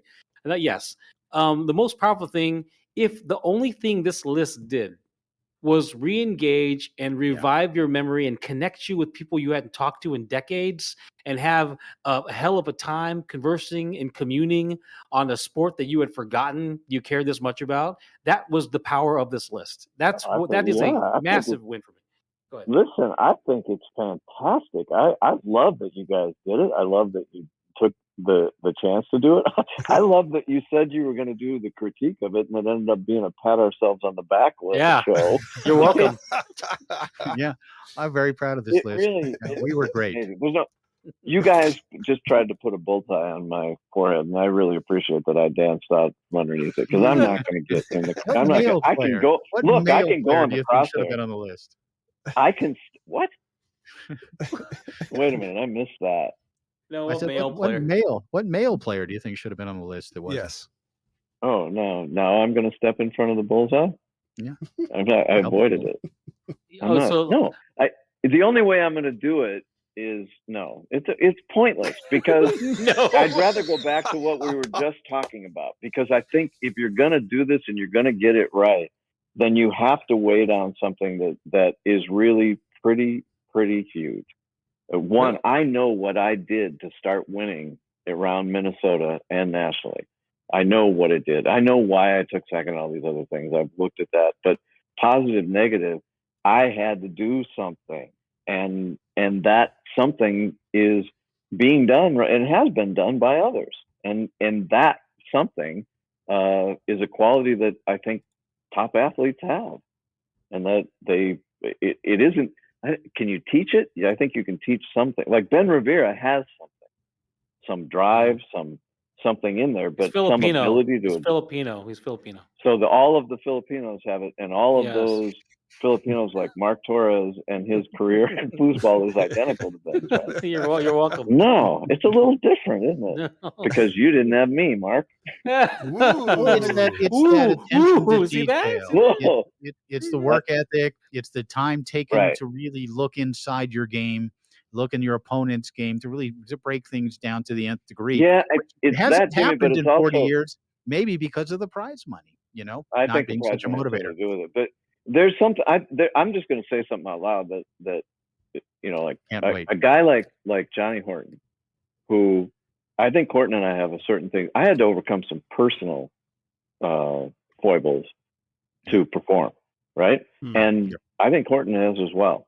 And those kinds of things, like they don't, you just assume that like I remember I used to watch Tom Spear, and I was really envious. Like that guy I knew I had as much talent as him, and in some ways I knew I was quicker. I could pick the ball up better. There were certain things I knew I had advantages, but I could not match his fluid consistency. And it used to, and so I made assumptions about what? I said, join the club, dude. I mean, but I made assumptions from the outside that Tommy wasn't struggling. Like I remember Tom, I practiced out in Denver. I went out to Bowers and I'd stay there for a week. And I say I practice. I could use we practice, but I will put this out about Mike. He was magic because he didn't really put a lot of. He'd come in and block me a couple of times and go, "Wow, that looks good, Alwell," and he's gone. I'd see him again for dinner. But anyway, I used to go to the arcade and I'd see Todd and Gil and everybody was there and they were all playing. I didn't play very much, but Spear was aware that I was in town, and I did not know Tom had demons because on the outside he really looked together. I remember there was an inkling though that he thought I was playing head games with him at times. I loved him and Todd both. I really respected them. I know it was mutual. And but Tom every once in a while would he'd say something that I thought, I'm not playing head games, Tom. I really do feel like we're friends. Oh, you're just trying to mess with me. Anyway, so again, he was obviously overcoming personal demons to perform at that level as well. And you have to, at that level, or at least I did. The reason I practiced was I didn't really enjoy it, but I knew that my game was home. My body would perform no matter what was going on around me and in my head. And I got it to the point of just repeat. And it worked. Yeah. I firmly believe that to be a champion at any level, at any sport, and even foosball, that in some momentary lapse, you are overcoming when you win a championship for some reprieve, whether it's 5, 10, 20 minutes of winning that championship, you've overcome all of your demons in that moment, just for that moment. Because I think you have to put everything together to be successful at that level. And I think it's people that are still trying to find their way around it that haven't won championships. There's a breach somewhere. There's some, it's getting a little too deep, but I do believe there's something to, or more people would win. And here's a funny thing that we go back to, and I want to know if this is true too. You can't say, so my argument is that, the field was absolutely deeper in the 70s, but still one guy, Doug Furry, is wiping the floor of all the biggest events of all time. Doug Furry is winning all of them. I've heard counter arguments that there's a story behind each one, which I'm sure there is, because on the outside looking in, you could just generalize and say he won them all. But is that true? How does Doug Furry get lucky winning 6 of the whatever the hell it is of the biggest tournaments of all time? or does he have Yeah, something? it's pretty. That's a great question because I know him really well as a human being, and he's not. I don't think I should. Did I sent you one of the pictures when we went up to the Boundary Riders? I think so. Doug is a really funny guy, but he's very down to earth. There's not a lot. He's very unprepossessing, and there's not a lot that would tell you this guy is, the guy who won all these different cars. I think he on the stage, he's now attributing it to just the stars fell into place for him. I don't know. I know one thing. That's how a humble Bell, person would describe it. Yeah, That's how a humble person. So Federico would say the same thing. He wasn't like that. His ability to perform, I think, on with these huge balls, one ball for $10,000 or whatever. His ability, he would slow his heart rate. For some reason, he was able to perform under pressure as well as anyone during that decade. Wouldn't you agree? Yeah, obviously. I mean, it came out. I remember when his game changed. He went over to England. He was on the promo team, and they went to England and Europe. He was really lonesome, and when he came back, they won a 10-grander warm up before Worlds in '77, and then Lori came up. Wiz and Lori were dating. Well, actually lived together. And I think Lori really worked with Doug defensively. Well, I know the change in him. I think I've said it before. The 50-grander with Brent and I won the winners bracket in Cleveland, and we played those guys, and we had a 10-game marathon. And Doug was. I watched him the match before. He blocked spear 18 times in a row. Jeez. And I was just like, holy crap! He was just that changed the nature. I mean, Wiswell became more confident. When Dougie would, Doug had this thing where he'd go, give him the ball, get the ball, get the ball. And he'd say it loud enough for you to hear it. And it was annoying. Yeah. We've got about 3 minutes left. And for me, I have a quick question and the other guys can go as well. Watching the movie Foosballers, we all got kind of a taste of the 70s, and it was great. But the thing that I'm really left with after doing the top 50, which I really embraced and got into, and of course, hearing what you have to say, Kenny, is the stories. How many stories there really are, right? It was touched on briefly with Joe Hessling in Foosballers. But if we were really to go back, look back, not only with the top players, but others who were having a great time experiencing that time during the history of foosball, and then, of course, the ultimate crash of it in '81, it's the stories, isn't it? And how many different stories, thousands and thousands of individual stories that would be so interesting to hear and to look at. Because one thing we've discovered here on this show is how vivid the memories are from you, from Bowers, from everyone we've had on this show to talk foosball of the 70s. It would be fascinating. And I think, now is a time. We talked about it earlier. I talked about it earlier, how the memories of the 70s maybe have been buried a little bit because of how much it hurt in '81 when it all crashed. But wouldn't it be fascinating to go and compile all the different stories and really bring that time back to all of us here in the modern day? Well, I mean, obviously, it is for me. I don't know how much people now are interested in some of that stuff, and some of the, yes, there's the game and there's the disappointment. I mean, Wiz died, right? Wiz killed himself. Like I remember, Jimmy, I told you this too. It's like playing at that level and playing for a living was. I felt like I don't know what a professional athlete feels like, right? I was doing something that I loved doing, that I was good at, that I made my living at, and it was a pretty wonderful feeling. It died, and I at that time had to go get a job, and I had to like something in me died. There was I had less passion and zest for anything until my daughter was born, and then now later. But even now, as I look back, there's nothing has ever captured all of me. Foosball did. That leads me to my final question as well. If you were to choose one thing you learned as a foosball player, what would that one thing be that you took into life that helped you the most? I don't know that I can narrow it down right off the cuff, Tom. For just one thing. No. I mean, I could tell you a quick story. Sure. But we don't have enough time for it. But how I ended up on the road for 5. You know what? The thing I learned is pack a little extra because you might be on the road for a while. Love it. I love it. Hey, my last question before we go.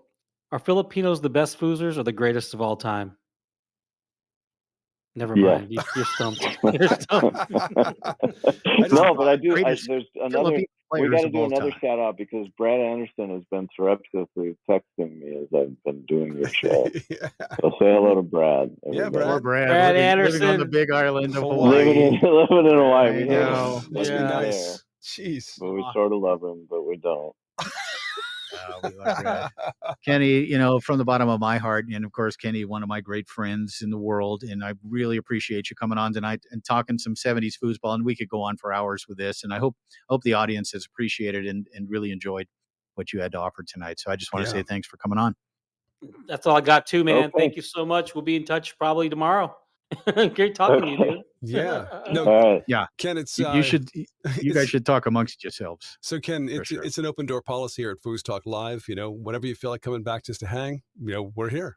So you name the time. Okay. Thanks, guys. All All right. right, man. See you next week. Thanks, buddy. Yeah. See you Oh next yeah, week. sounds good. Sounds good. Looking forward to it. All right, Kenny. Thank you. Yeah, guys. Another episode that just flashed past. God, they just flew by, didn't it? Yeah, that's so really easy. really So amazing. easy to talk to this. Oh, It's yeah. great to get a dude from the 70s who's not delusional. It's amazing. He's the only one, buddy. He's the only one. The only one. No, it's Crazy. I love the stories. I love hearing what things were like because of the fact there was so much more on the line for foosball players in that era and making It a was living. a remarkable time, Tom. Remarkable. Yeah, truly. But we'll be hearing more about that as time goes on. And again, if there's if you have an event coming up, we want to hear about it when it comes to regional, state, or national championships. We're going to be putting those out in our new list that's coming out every week here at FoosTalk Live. In the meantime, guys, any parting shots? Jim? Here's my parting shot. Yeah, Thunderdome. Yes, thank you, Jim. Thunderdome. Here's my parting shot. It's not just visiting the past.